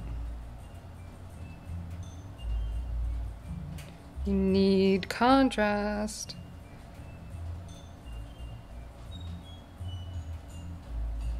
Just like this. So those little hills are getting a little posterized. I mean, they are kind of posterized.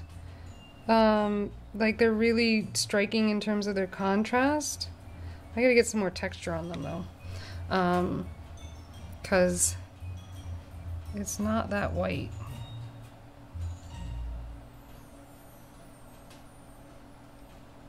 There we are. Texture. Texture solves everything. No, it doesn't. No, it doesn't. Don't quote me on that.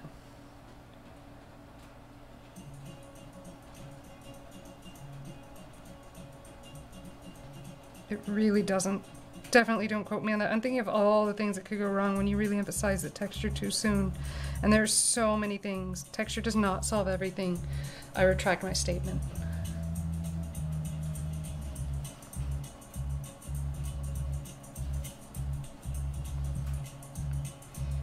So let's give this lots of contrast here, because contrast in this painting is what will solve everything. I'm making grandiose statements again.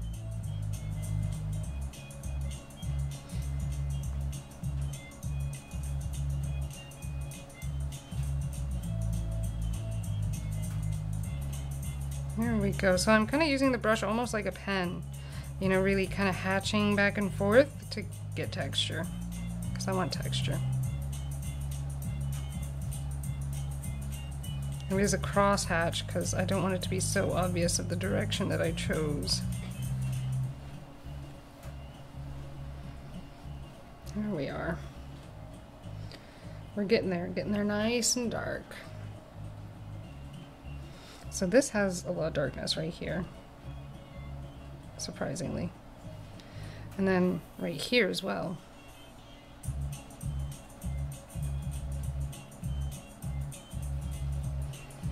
I wonder if anyone who like lives out here would be able to be like, yes, I know that mountain. That's what you want, right? Is to be able to like reach people that way.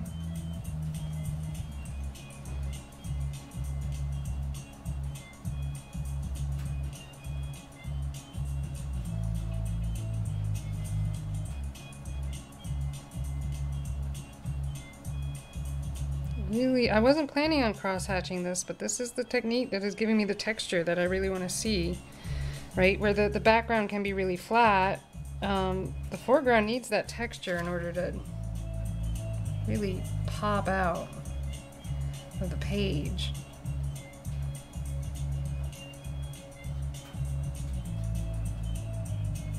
And these curving type lines I'm doing now are really helping me define the valleys and the slopes through curve. Not something I planned for this painting, but I love the results, so I will keep doing it.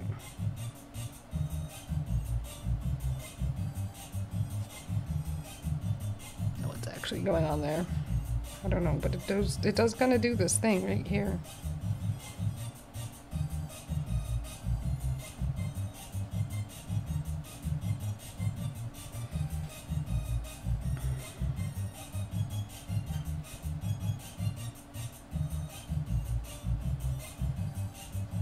I can't believe cross-hatching is where I'm headed with this. This is such a drawerly painting. Am I a drawer, not a painter, and I'm just fooling myself? Could be. Don't care.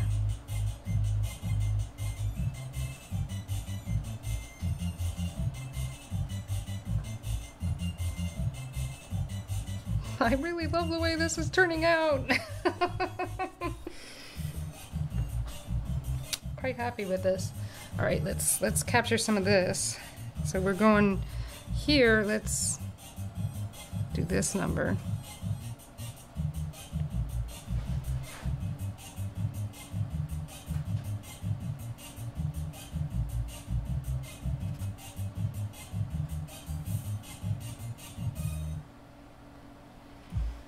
I'm not sure I like that particular spot, but we'll get through it.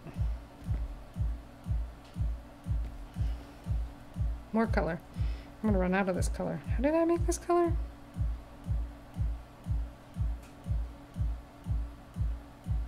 Reel back the tape. Somebody tell me.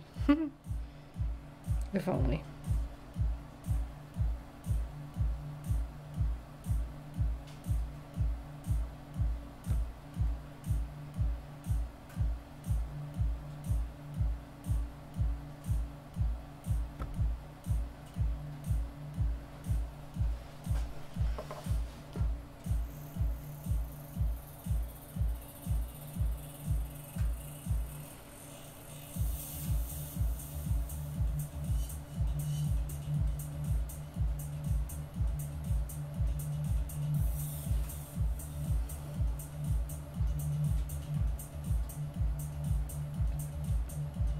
Okay.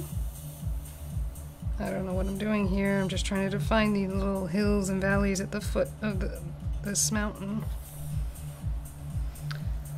And it's a very hard one to define.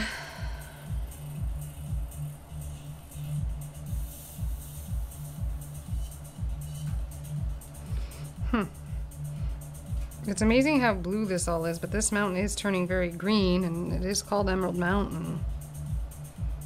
So I'm sure that has something to do with it. Whatever their names were originally, things have changed so much that I would not rely on that.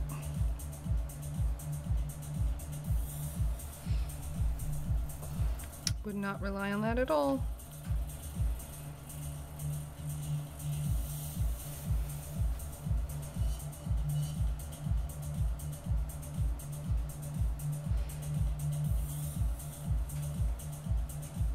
There we go. Look at all this texture I'm developing. Yay!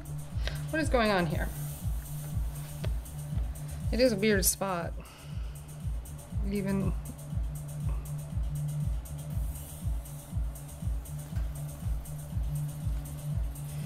Okay.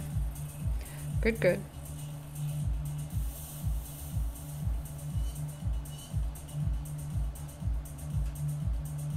Continuing with this like stringy dry brushing technique because I think it's working for me. But I'm gonna have to really up the contrast here.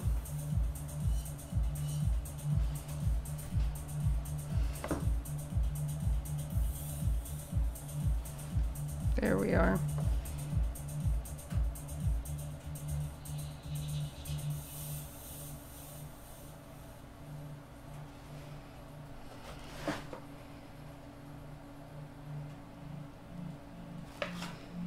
Very nice.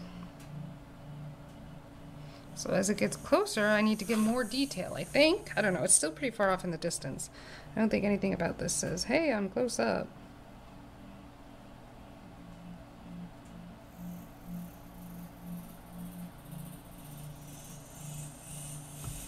All right, let's get a really dark color going, okay? This is maybe my final dark, I'm not sure. But we're gonna really pull that indigo. And we're gonna really pull that, this ochre.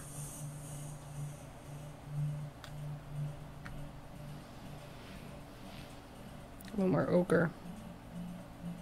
Whoop, too green. Too green! Although, it is Emerald Mountain. Actually, I'm digging it. I'm digging it quite a bit.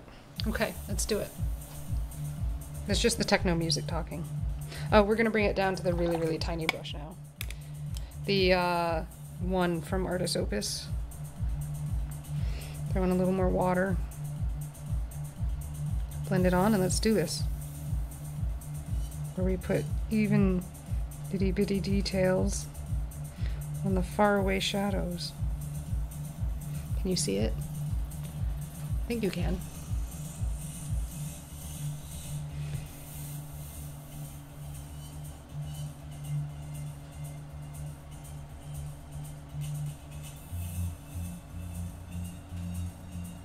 Shouldn't be perfectly straight, but I appear to have painted it that way.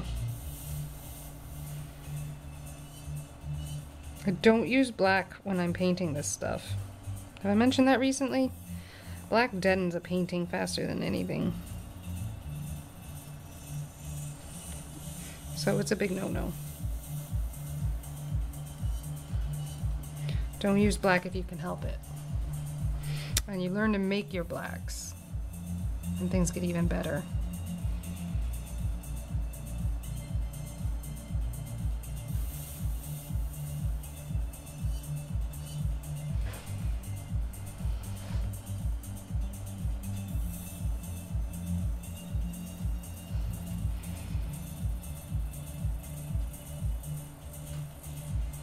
Okay, the mountain's getting really contrasty. It's a little cartoony.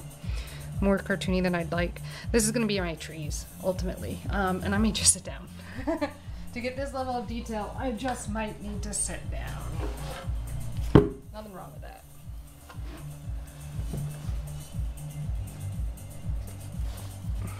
Here we go. Sit down. Oh yeah, get off those knees that I skied on for 2 weeks. That's good. And let's keep going. So again, these are really dark over here, but we need to make sure we maintain that texture. And there's a couple different ways you can make texture, of course.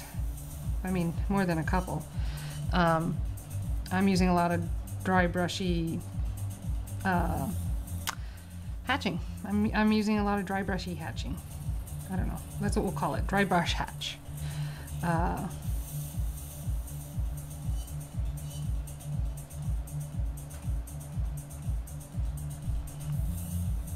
don't know what else to call it.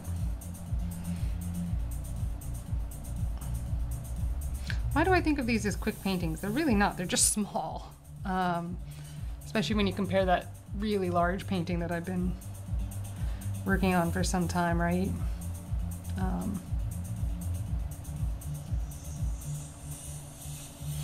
right, I hope this technique does not destroy the tip on this. I am definitely kind of dabbing it because I want that tree texture, like the spottiness of the trees.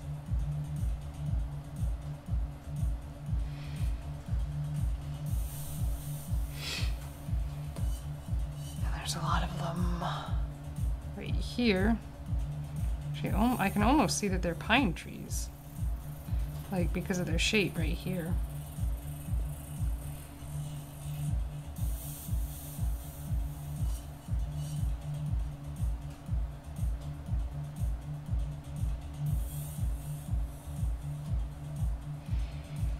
Yeah, and that kind of continues right here.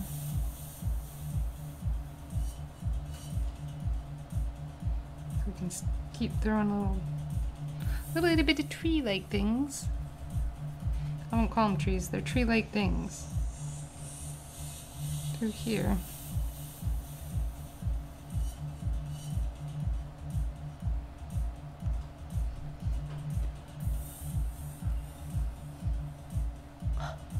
Yeah, as I keep looking. Because you gotta look. Looking is how you define the world.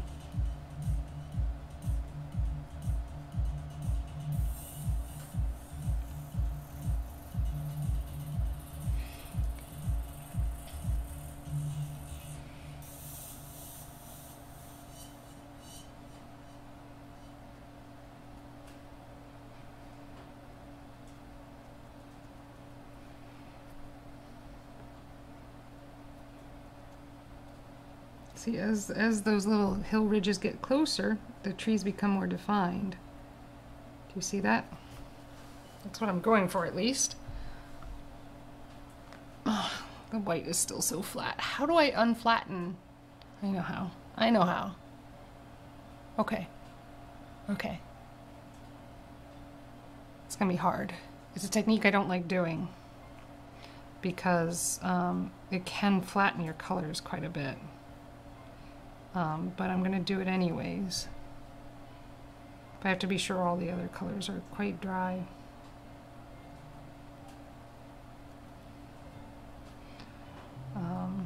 But I'll basically do a wash on top of what I painted already in, you know, and that will help define things. Wow, these Artist Opus brushes are really nice. I feel like I should put their logo somewhere so you can see what I'm working with. Yeah, they're quite nice. I have worked with them before, but I don't think I've worked with them on Twitch, and at least not in a long time.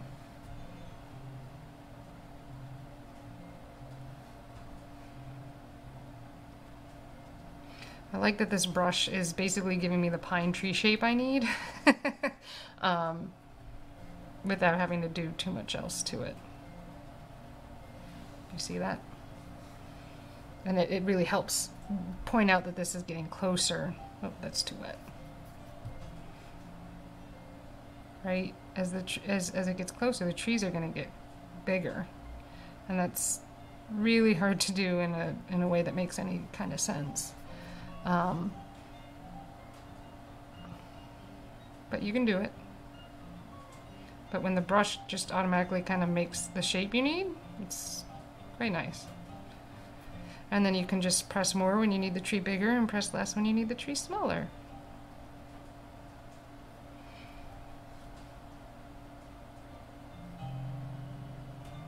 It's all about mark making and choosing your mark.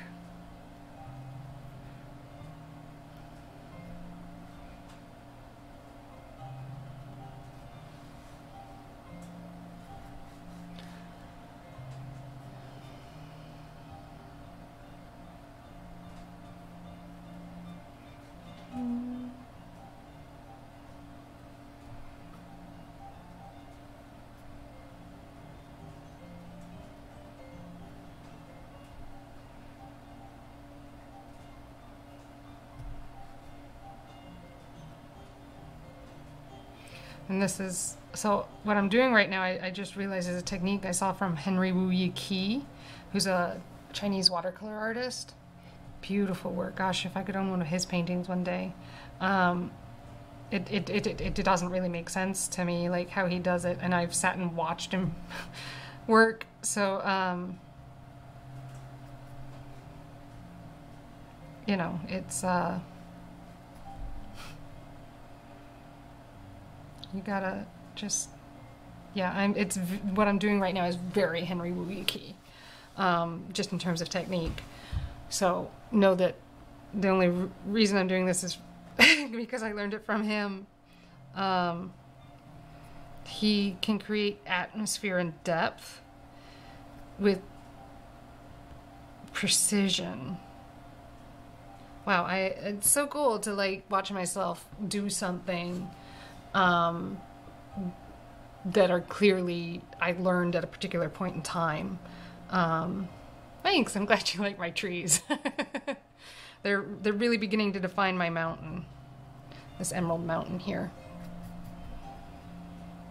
God, that white hat on my chair is really gonna get to me. Anyways, gosh, the moisture level now. So I've never really, I watched him, but I never implemented any of his technique.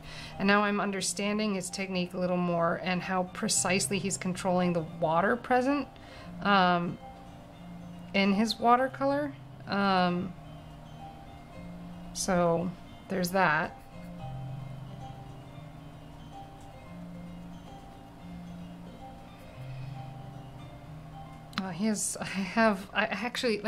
Henry Wu Yi, I have a print of his, actually really accessible right now, because Leanne just reorganized my everything. Here, Henry Wu Yi. He's an amazing artist. Watercolor. Look at that. Just such confidence in his brushstroke, a lot like a John Singer Sargent towards the end of his life. But yeah, so this is Henry Wu Yi, and his work is beautiful, absolutely beautiful. Henry Wu Yi. But I got to watch him work for a long time once, and I was with some art school friends, and it was in college, and we just sat there and watched him, and we were like, oh my goodness, this is incredible, because it was. I hope he's still alive. He used to run a workshop out of Martha's Vineyard that I kept hoping to go to. I should make that a priority. As you get older, you're like, gosh, why didn't I do that thing with that guy before he died? I could have learned so much.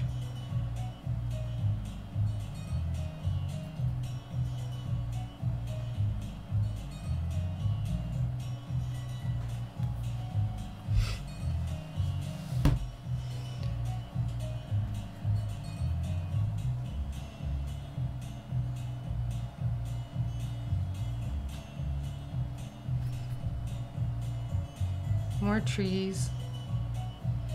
Really define this mountain by its trees. I mean, what other dress does a mountain have? I mean, it gets its snow dress, it gets its tree dress, maybe it has a rock dress.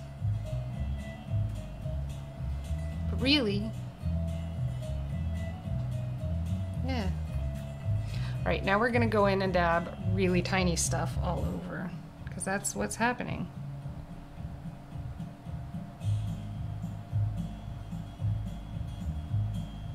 That's why it's so important to lay down those washes of color underneath. They are going to ultimately form, they're going to make the form. They make the form, which is not how Henry Wu Yi works. He just lays down a color and it's the perfect color on the first try, which is impressive. And it might be because he's like 90 years old. I don't know. Actually, this is probably what it is. John Singer Sargent's strokes got more confident towards the end of his life too.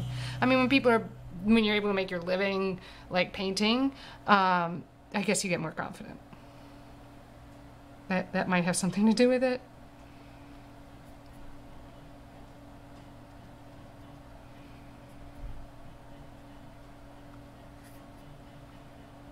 I like this song.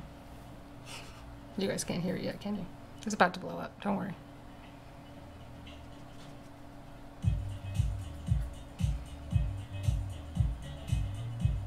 Yeah, look at this. Look at these trees!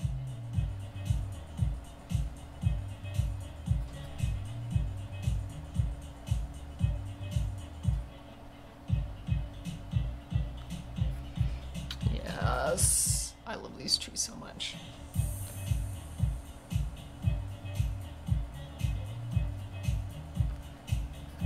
Look at this. I mean, you can't, yeah, you can't make the beauty of this place up. You really can't. This is, and I'm seeing like miles and miles and miles. There is no making this up.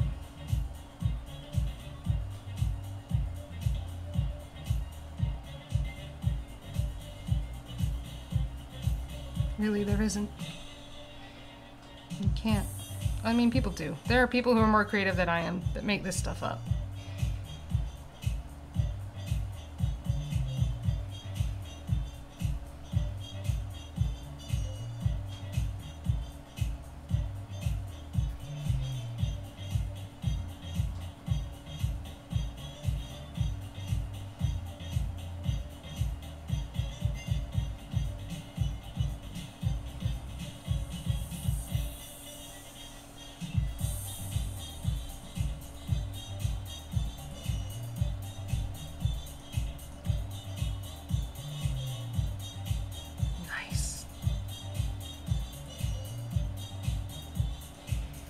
Look at these trees!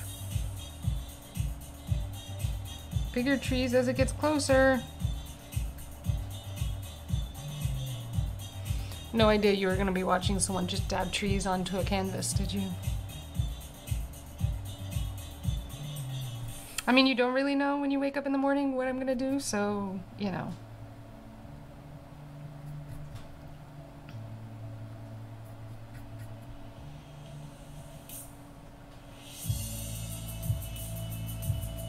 Nice big trees. Friendly trees. Trees with lots of friends. I'm not Bob Ross. I'm going to talk about the ecology and whether those trees are actually friends or if they're fighting for resources. That's what you really want to hear, isn't it? The drama between the trees. Now, in this case, it's mostly pines. So they're going to be friends. I know, I just ruined everything, didn't I? Oh, I'm happy you like the trees, Lady Verona. I think I said that already. I can't remember. I'm just painting.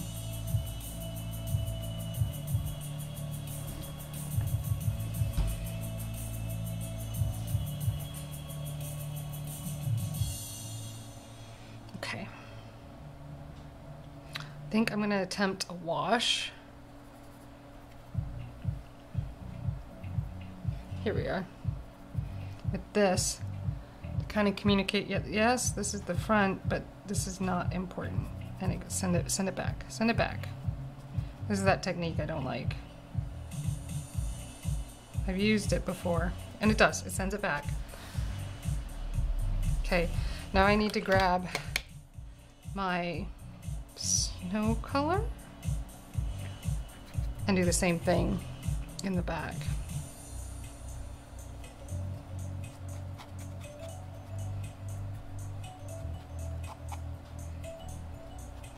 Trust that the warmth of the sky is what will define this better.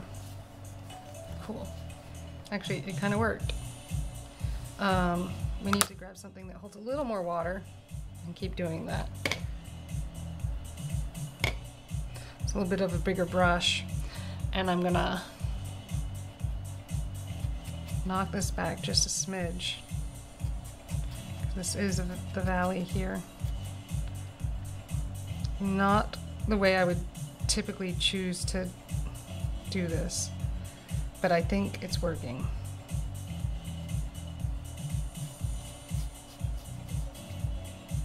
I do think it's working.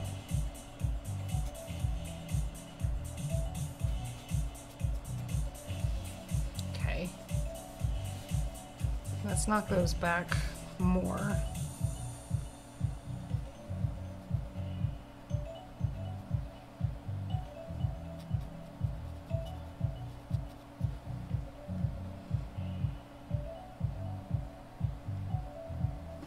Okay, I'm thinking about this. Where's that Opus brush? I didn't put it in its case. Where did I put it? Ah, here it is. Okay, now I'm gonna go down 2 sizes in the Artist Opus brush. And that gets really, really, really tiny. And I'm gonna throw some little bits and dots of stuff I see in the valley. It's not a lot, really, but there is a little bit going on in the valley. Okay, so that color is a little intense. I need to deaden it a bit. How do we deaden green? How do we deaden blue, orange, or red? It needs to be a brown red. So I'm going to throw a little bit in there. Let's deaden that color a bit, and let's try that again. A little more dead. That's better. Doesn't take a lot. Really doesn't take a lot.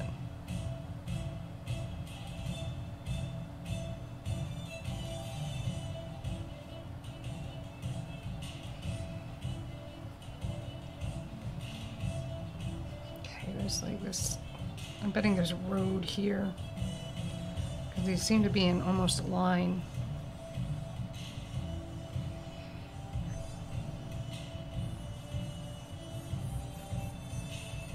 You don't need a lot, just enough to be like, yo, there's a valley here.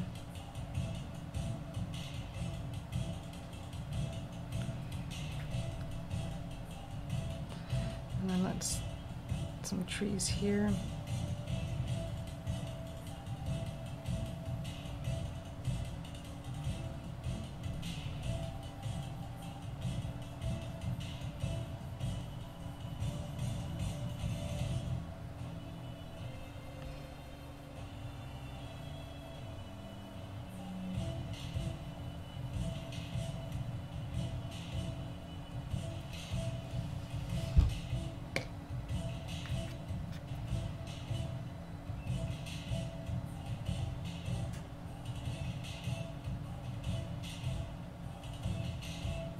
Nice. Well, that's beginning to look like a valley. What do you think? A valley full of snow? Okay, we're gonna go back in, and now I'm gonna do some tiny trees on the hill.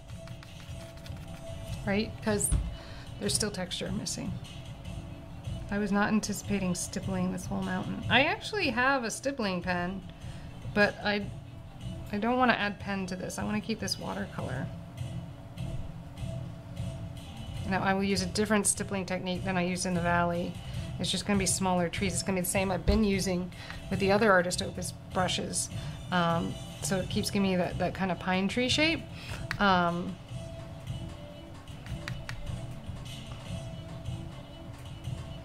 you can kind of see it here.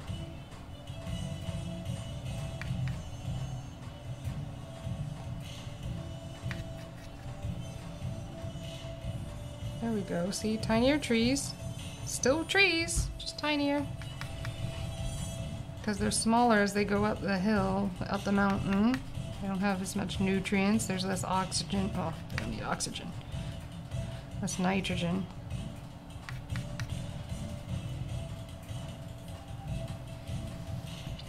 I'm not loving it. What do I need more? Is it just texture that I'm missing? It could be.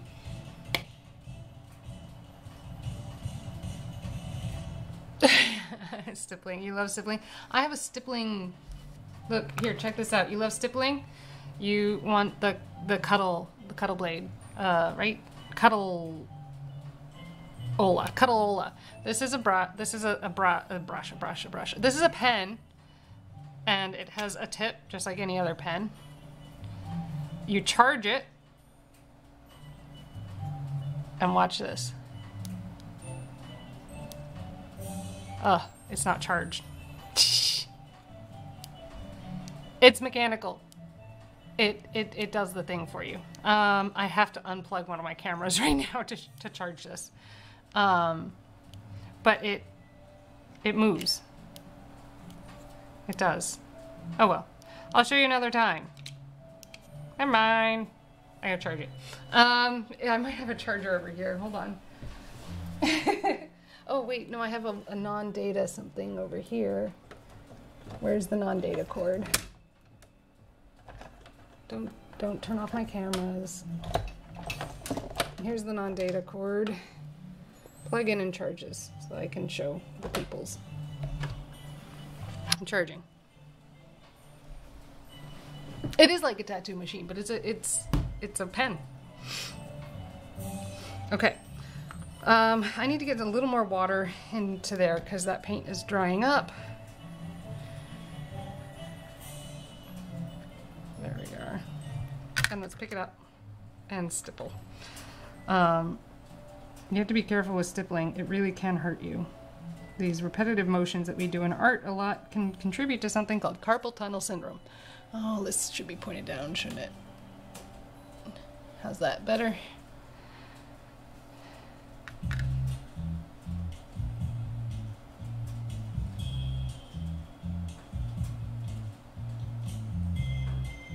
Yeah, just keep working those little dots in. And it is a stippling technique, but I am hitting with the side of the brush to get that little Christmas tree point shape.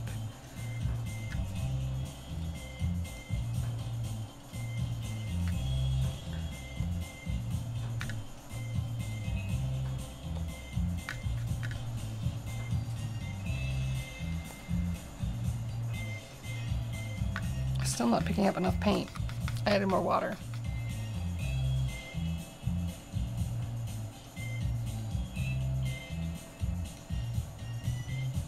I'd hoped that the introduction of the color would be more dramatic than that.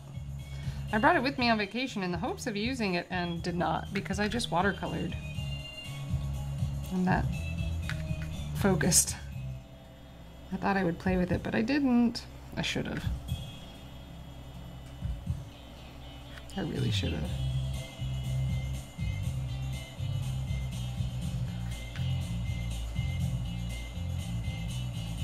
That's gonna have to get even smaller. I do have smaller brushes. This magnum opus set is really delightful in terms of how small these brushes really do get. Let's switch to that now. The 000. The 000 it is. Here we go. Itty bitty brush. And we're gonna keep going with that motion that gives us that Christmas tree look, but with the itty bitty brush, that they look like they're going further and further away in space. That's what we want. That's the other hard thing with itty bitty brushes is you have to pick them up more and pick up ink and paint more because they just don't hold as much.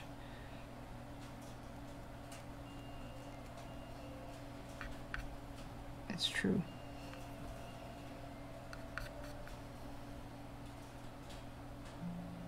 So I only get like 5 or 6 marks before I have to go back and pick up more, which is really frustrating.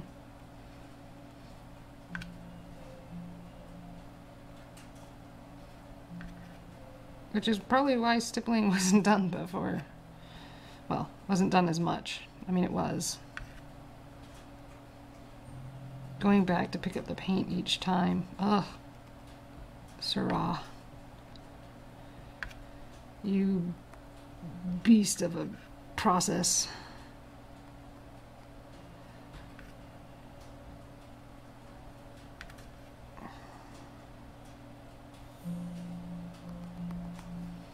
Cool. Well, that's certainly more dotted.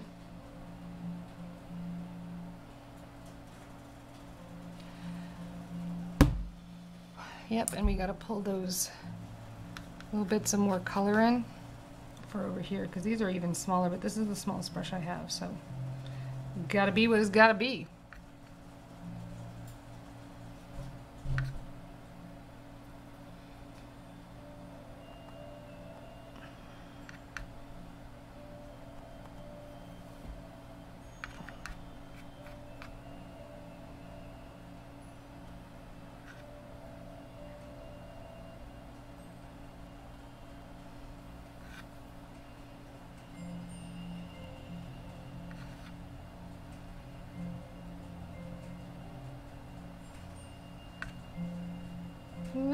Itty bitty dots, up and down you go.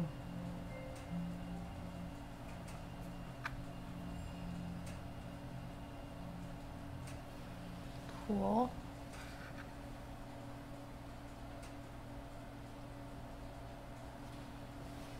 All right, even more convincing now, right?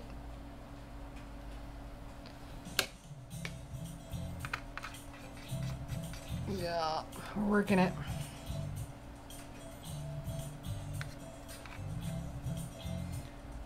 Working it. Adding the dots. Picking up the paint.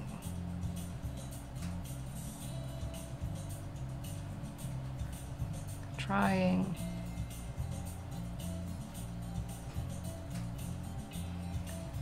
I might be almost done.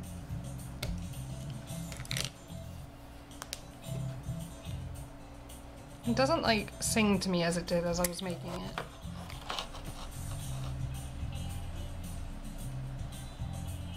Try to decide what it needs.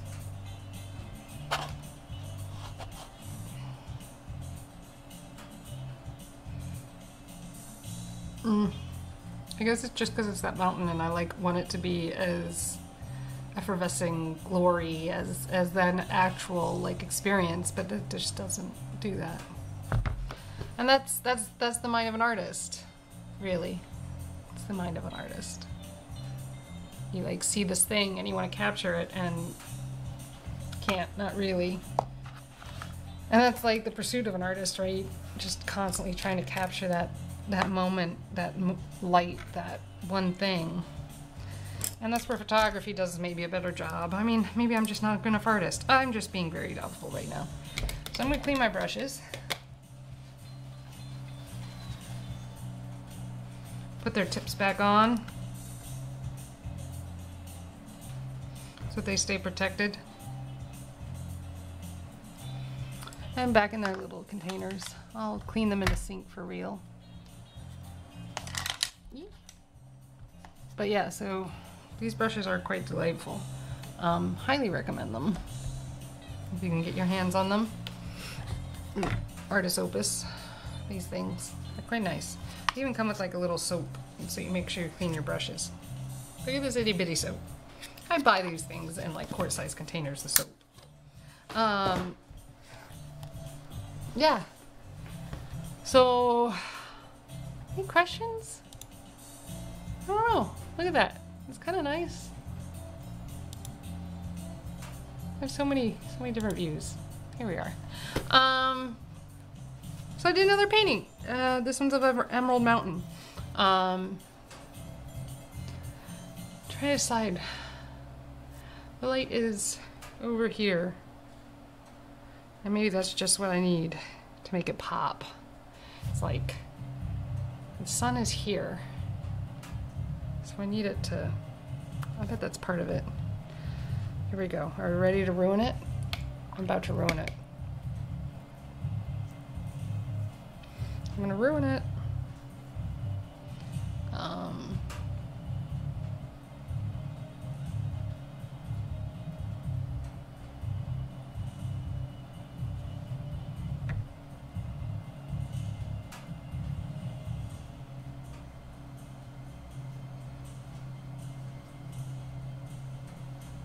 Might be working.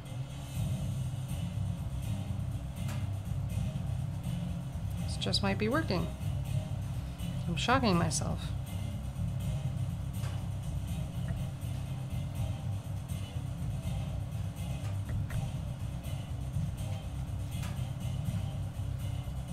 I should trust myself more.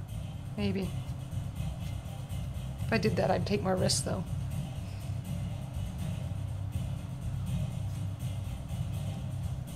Yeah, here's my problem. It really is. It's coming down to throwing more shadows.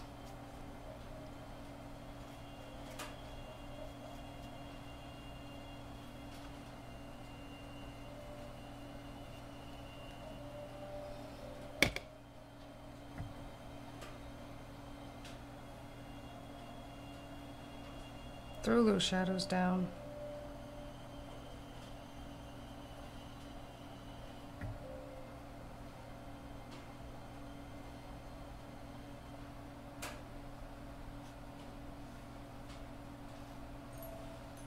All right, that's better. That is better. It moves more. We'll let that set. I think that'll probably be the answer here.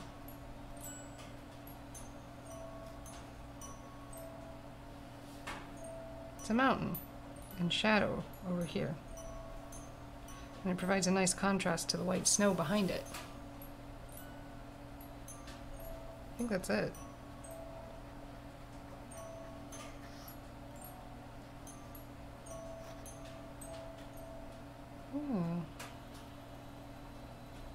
All right. Far more convincing all of a sudden.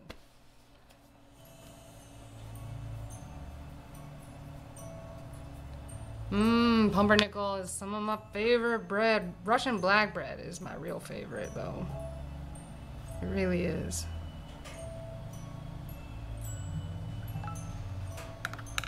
Cool. Oh, I might. I'm like taking moments and stepping away.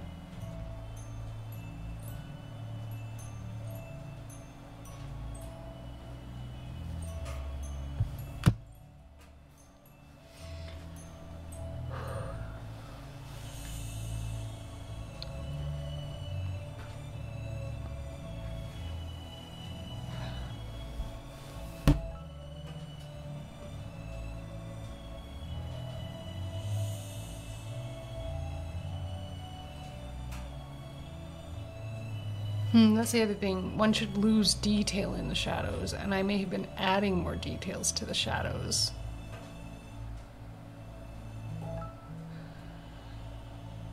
Do I push it further? I think so. I think I'm learning. I push it further. That might be too far. That might be too far. Hold on. Oh, that's not wet enough.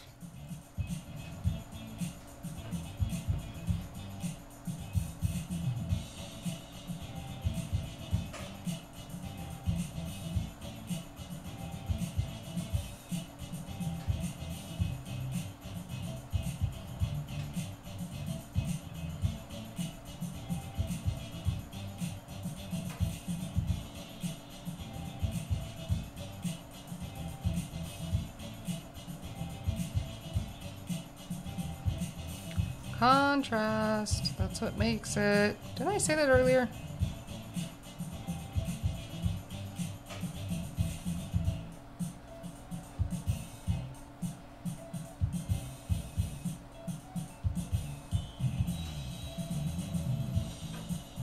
Okay, I'm believing it more.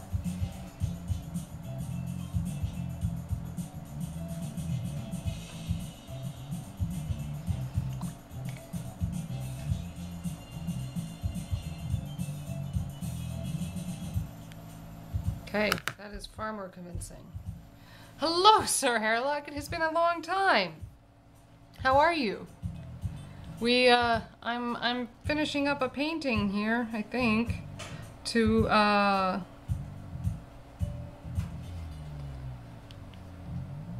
yeah, from my vacation. I vacationed out in Colorado. Travel was horrendous and traumatizing, but the vacation was nice, and I skied and I painted. That's what I really did. And this is Emerald Mountain, which is viewable from Mount Warner, which happens to be the mountain that Steamboat Ski Resort is located on. And this is kind of a valley back. This is more Hayden direction. You know, in front of this mountain, because this is where Howelson Hill is, where the ski jump is for the Olympians, and down in the town here, that's Steamboat Town. Thanks, I'm just finishing it up. I think I'm happy with it. I'm trying to decide if the clouds should maybe have a little more definition. I'm leaning towards that. But I also, I don't want to, I think if I add more, I need to think on it more.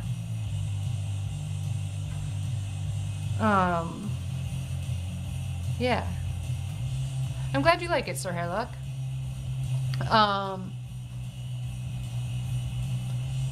Yeah. I think I like it too. Here are the other paintings I did while on vacation. Other hills and mountains that I painted while skiing, really. Most of them were completed as a break between skiing. Started as a thing for my foot. Yeah, they're really fun. These are these arches blocks that come pre-packaged. And then I do some in a square format as well. Here's another, well, this one was Killington. You guys saw me do this one from memory. Then there's this one, this snowy scene where you don't see the tops of the lifts or the trees sometimes. And then I did this one, which is the original ski lodge called Thunderhead. I need to do a white gouache on the back to set the valley back behind it, because right now the lodge and the valley appear to be on the same level. And then I did this one as well while I was out there from a photo. They do this thing where they bring hot air balloons to the base of the mountain at sunset, and then lighting them up makes them glow, and it's really pretty. Oh, and then there's this one. These are what I did on my 2-week break. I skied about 4 hours most days, and then I painted. So very rejuvenating. Look, I have a green mountain scene and a blue mountain scene. And actually, now that I'm thinking about it, thinking about the orientation of the mountain, this section here, maybe this section or this section here. Just a different view. Thanks. I'm glad you like it, Sir Hairlock. How have you been? Whereas this one, I'm focused on the trees up front. Here, I'm focused on the mountain behind. It was, you know, it's a good trip. It's a good trip. Sir Hairlock, aren't you in the south? I don't know how you do it. Anyways, my return flight was canceled, so I ended up having to take 3 flights to get home instead of a direct flight, and through the south. And the anti-masking there is strong. Very strong. And as a compromised person, that's very traumatizing. Whoop, I hit the camera. That's okay. I'm gonna bring it back. Bringing the camera back. Oh, you're still working from home, but you had to go back into the office? Ugh. That's not cool. I don't like that. No one should have to go in the office right now. It's wrong. It's just wrong. It's very, very wrong. The pandemic is not over. It just isn't. But people seem to be acting like it is. Ugh, the camera's not coming back. Why aren't you coming back, camera? Come back, camera.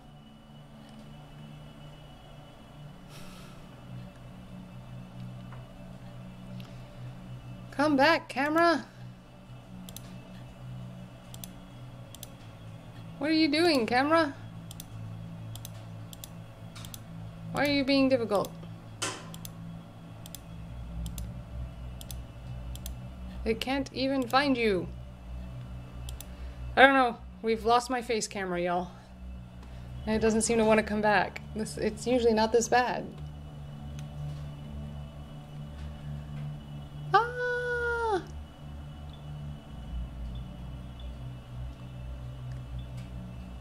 What is it doing? Why is it being a brat? It's being a real brat is what it's doing. It's like, you got a vacation, why don't I get a vacation? You did get a vacation, camera.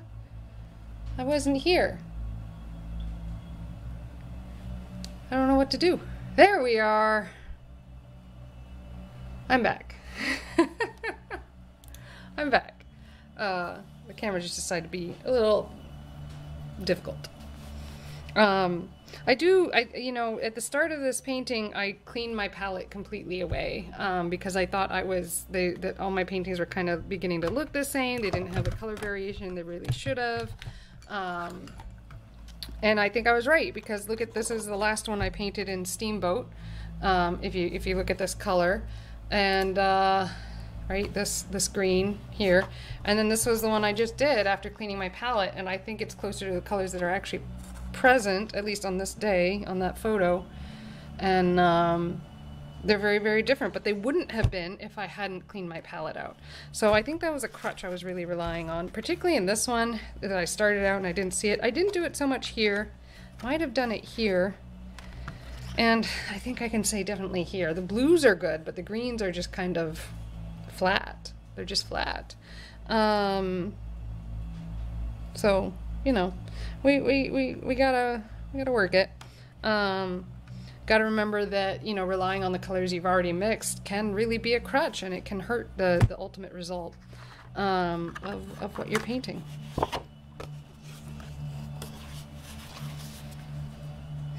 I did make it home. I have to, yeah. Well, you can watch the recording. Watch the beginning. You can hear about me being sexually, verbally assaulted at the airport and the lack of mask wearing. Which, you know, we won't know until for sure that I made it out alive until this Friday or whatever. And when I take my final vacation COVID test. Oh yes, I love going. I love doing. I think that's lovely. But it's calling into question. I have a relative's wedding in the South coming up, and I don't know if I'm gonna go. I was all about it. I was like, yay, this is gonna be fun, it'll be great, I love weddings, but I don't know if I can handle going through an airport where they're not protecting me again, until this is all over. Because I'm a compromised person, and it sucks. But it was really good to have a break and do all the things. That was delightful. And hanging with friends, and what else? Oh, the food. Did I mention the food? My goodness, when you ski for 4 hours a day, you get to eat a lot of food. I get to have Oreos pretty much whenever I wanted. I got to have M&Ms with peanuts in it whenever I wanted. Hot chocolate whenever I wanted. And I lost weight. So, you know, the winning things. Here is this pen that was brought up earlier because I was stippling. I've charged it a little bit, and you see you press the button and it does the stippling for you. I haven't actually drawn with this. I've only just kind of like played with it and turned it on and showed people what it does. But this needs to be on my priority list of things to try. It's a cuddler. Yeah, it's kind of dying. So I need to plug it back in. But I'm going to charge it. And it's kind of amazing. It's based on, my understanding is it's based on tattoo machine technology. So I'm going to plug this in and let it charge all the way. Maybe in my next stream I'll use it and you guys can see my stippling. Because I because I was exercising 4 hours a day. Yeah. Because 4 hours a day, like it's exercise is where it's at for me every time. If I exercise, I'm not even as hungry. Like I don't feel the need to stuff the whole Oreo box in my face when I exercise for 4 hours a day. Yeah, there were definitely parts of it where I was relaxed. But I don't know if relaxing is one of those things that they generally say is good for weight loss, but I haven't looked into that one. I mean, but the tighter you keep the muscles, the more calories you burn, surely. They say that fidgeters burn more calories during the day. Yes, stress makes one eat, it's true. As evidenced by our travel eating. It was nice. So in Denver, at least, we could stop and get really good Mexican food, which isn't really here in New Hampshire. It's just not something we do well. So we were able to do that, which was really great. And like ice cream with churros in it, We just holed up in our hotel and ordered delivery because we didn't want to deal with people.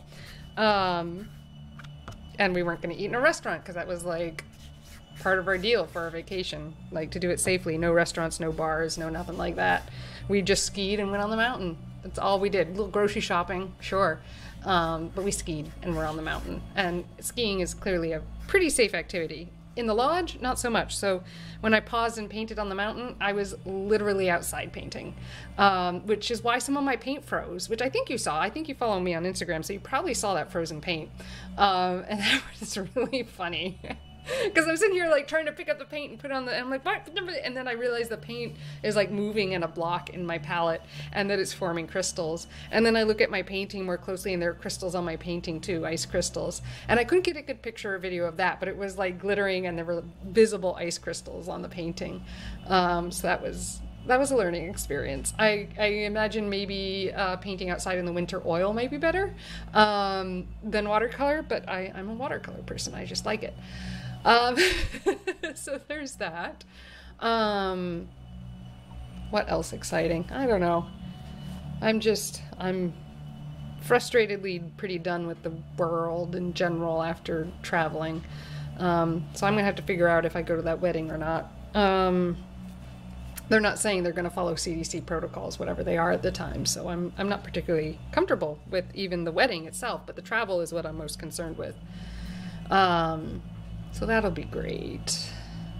What else? Other exciting things. I made snot savers for all my friends. I think only my dad actually wore them on the mountain. Leave that for something your dad would do, right? Dad's like, oh, and my dad was like, actually, it was useful. I had to rub my nose. And then I turned out one of our listeners is a friend of my mother, and she was working on some night photography in winter and told my mom that she wished she had one of those snot savers, and now she understands why I was inventing something like that. So I hope you enjoyed the snot saver episode. Oh, I should talk about my bag. So before we go, I'm going to talk about what I'd really like to see as my long-term next project with showing you all. And I think it's a really good one because I think it brings in the early magic of the stream where I was like experimenting with making bags. I think a lot of you really like that. Oh, Delta. We did not fly Delta. JetBlue was our direct flight, and that was fine. American was our return, and that was bad. That was even the flight attendants wouldn't correct people on the plane to put up their masks. Federal mandate. It's like not taking off your shoes when you go through the security gate, but instead they just don't let you on the plane. But apparently masks aren't as bad, but the lack of masks can actually kill people. Anyways, yeah, so I looked at their stock prices, and apparently people really don't feel that they're in a good place in the last couple of years. So, you know, I'm sure this will just help so much. But this bag that I adore, and has been my bag for watercoloring for a very long time now, is falling apart. So the lining is ripping out. I knew that was happening. Like little black things are falling from somewhere. I don't know where. It looks like it's maybe the waterproof rubber liner that was maybe in this thing a long time ago. Yeah, it was what we had to do to get home within 2 days of our original arrival date. It sucked. So I have, you know, it has like these little pockets. This is a great pocket in this at the front because that's where I put my key, and then I can just hold the fob up to the door and it opens it. This is good for like a pocket knife and a little sunscreen. And then this, more sunscreen because I'm a redhead and that's important. This part goes over the shoulder. But, so I have already altered the bag. I added very early on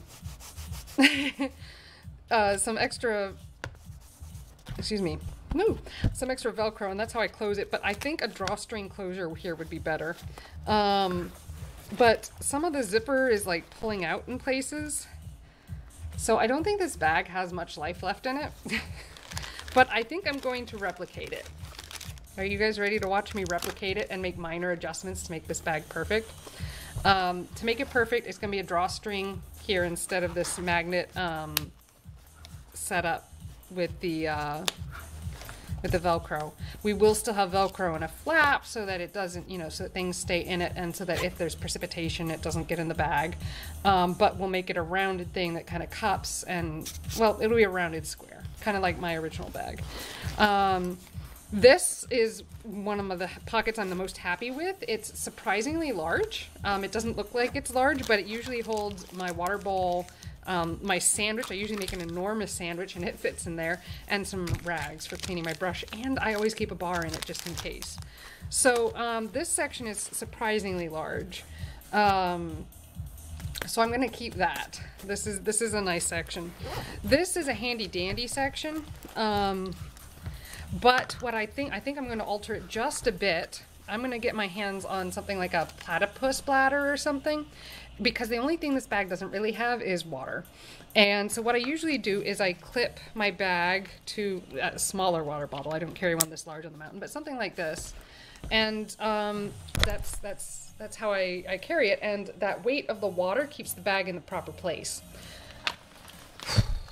My water froze a couple times. You know, whatever. It's expected, because my water's on the outside.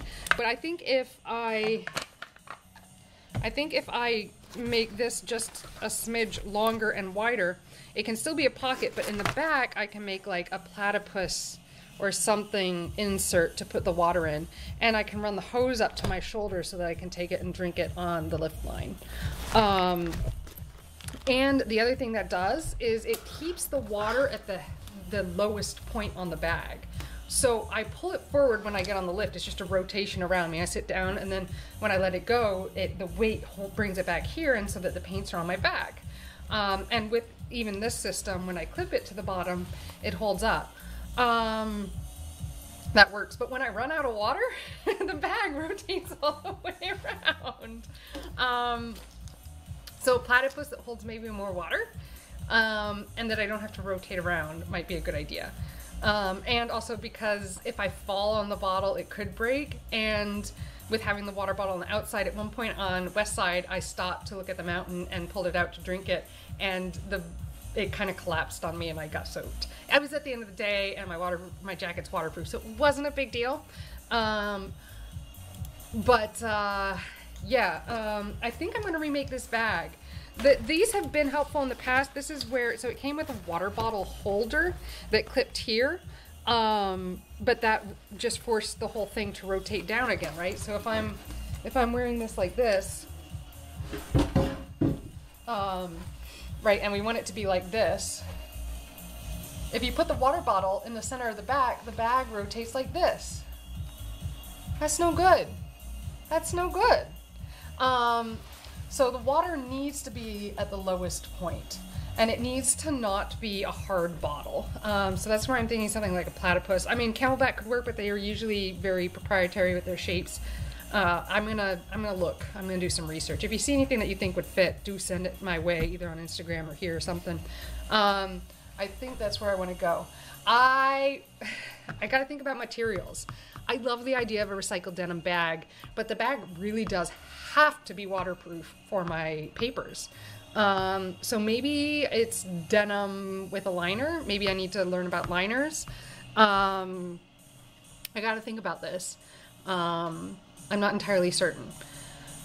So you see my fob sits here, and then so when I come up to the door I just do this and everything opens and it's wonderful.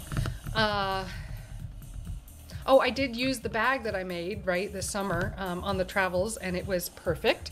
It held everything I wanted. I mean, it's not perfect. There's some adjustments I'd like to make, but I've started adding patches to it. I'll show it to you when I start working on this bag, because I'm sure I'll use it for reference.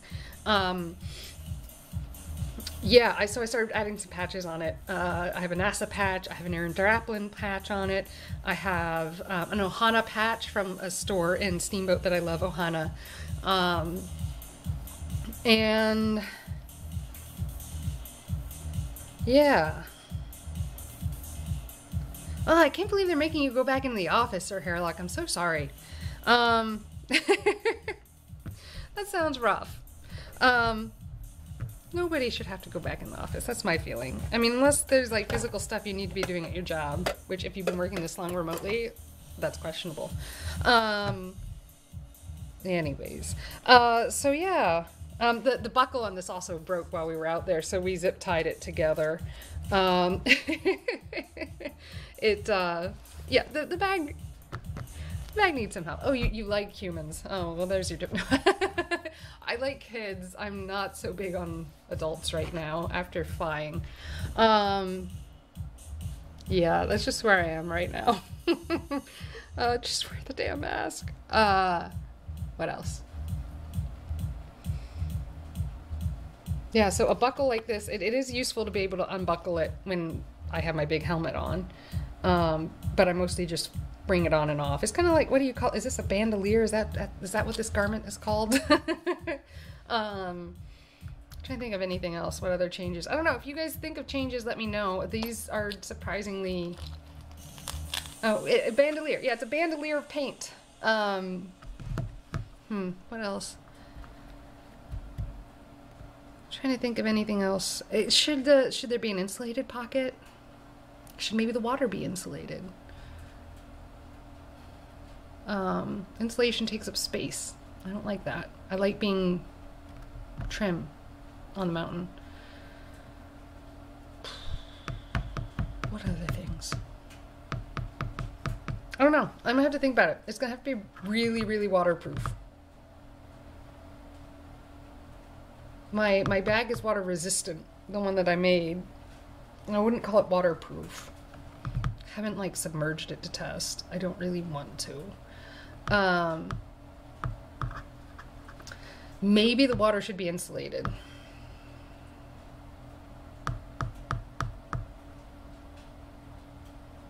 And like, I also want it to say, I mean, as if the furry hat and multicolored jacket that I wear wasn't enough, I also want it to say artist.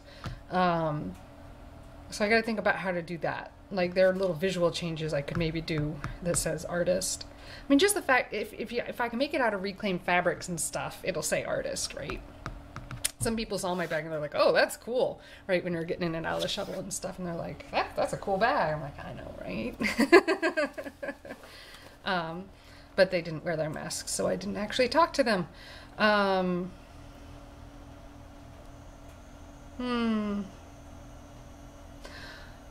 Yeah, well, I'm done for right now. I'm gonna keep thinking about this bag. If you come up with some cool ideas, send them my way. What if the paintbrushes fit in the bag without having to put them in a holder? Oh, that could be good. That could be really good. I like that idea. I gotta think about that one. It would be something like this that I made, but like along the outside of the bag. But the brushes would still have to be protected. Like, the brushes wouldn't be on the outside, but you'd get this texture, right? On the outside of the bag where the brushes are. I didn't use this one at all while I was out there, surprisingly. I didn't use this one while I was out there. I did use the rest. So I could pare it down by 2 brushes. I'm not sure I used this one. But, so I could get it down to this small. I mean, these are good to have, though, if I do any big paintings. I'm gonna keep thinking about it. Definitely thinking about it. You keep your brains on it and let me know what you think. I plan to be back next Wednesday. Who knows, I can pop on early for some other things. I'm very excited. I found a CDC following chiropractor who's going to come to my house and pop my back for me on Friday. So I will feel a lot better. My back has hurt the whole time. Anyways, I think that's my show, folks. It's been great to catch up with you. I can't believe it, but I missed doing this. No, I enjoy doing this, so it's not that surprising. I wouldn't be here if I didn't, right? So I missed y'all, but it was good to have a little vacation and get that creative rejuvenation and bring that back to y'all in the form of paintings and ideas for new and improved bags. I will keep trying to put all that goodness, creativity out for you. Yeah, it was good to be back. Peace, love, and science. I will see you again.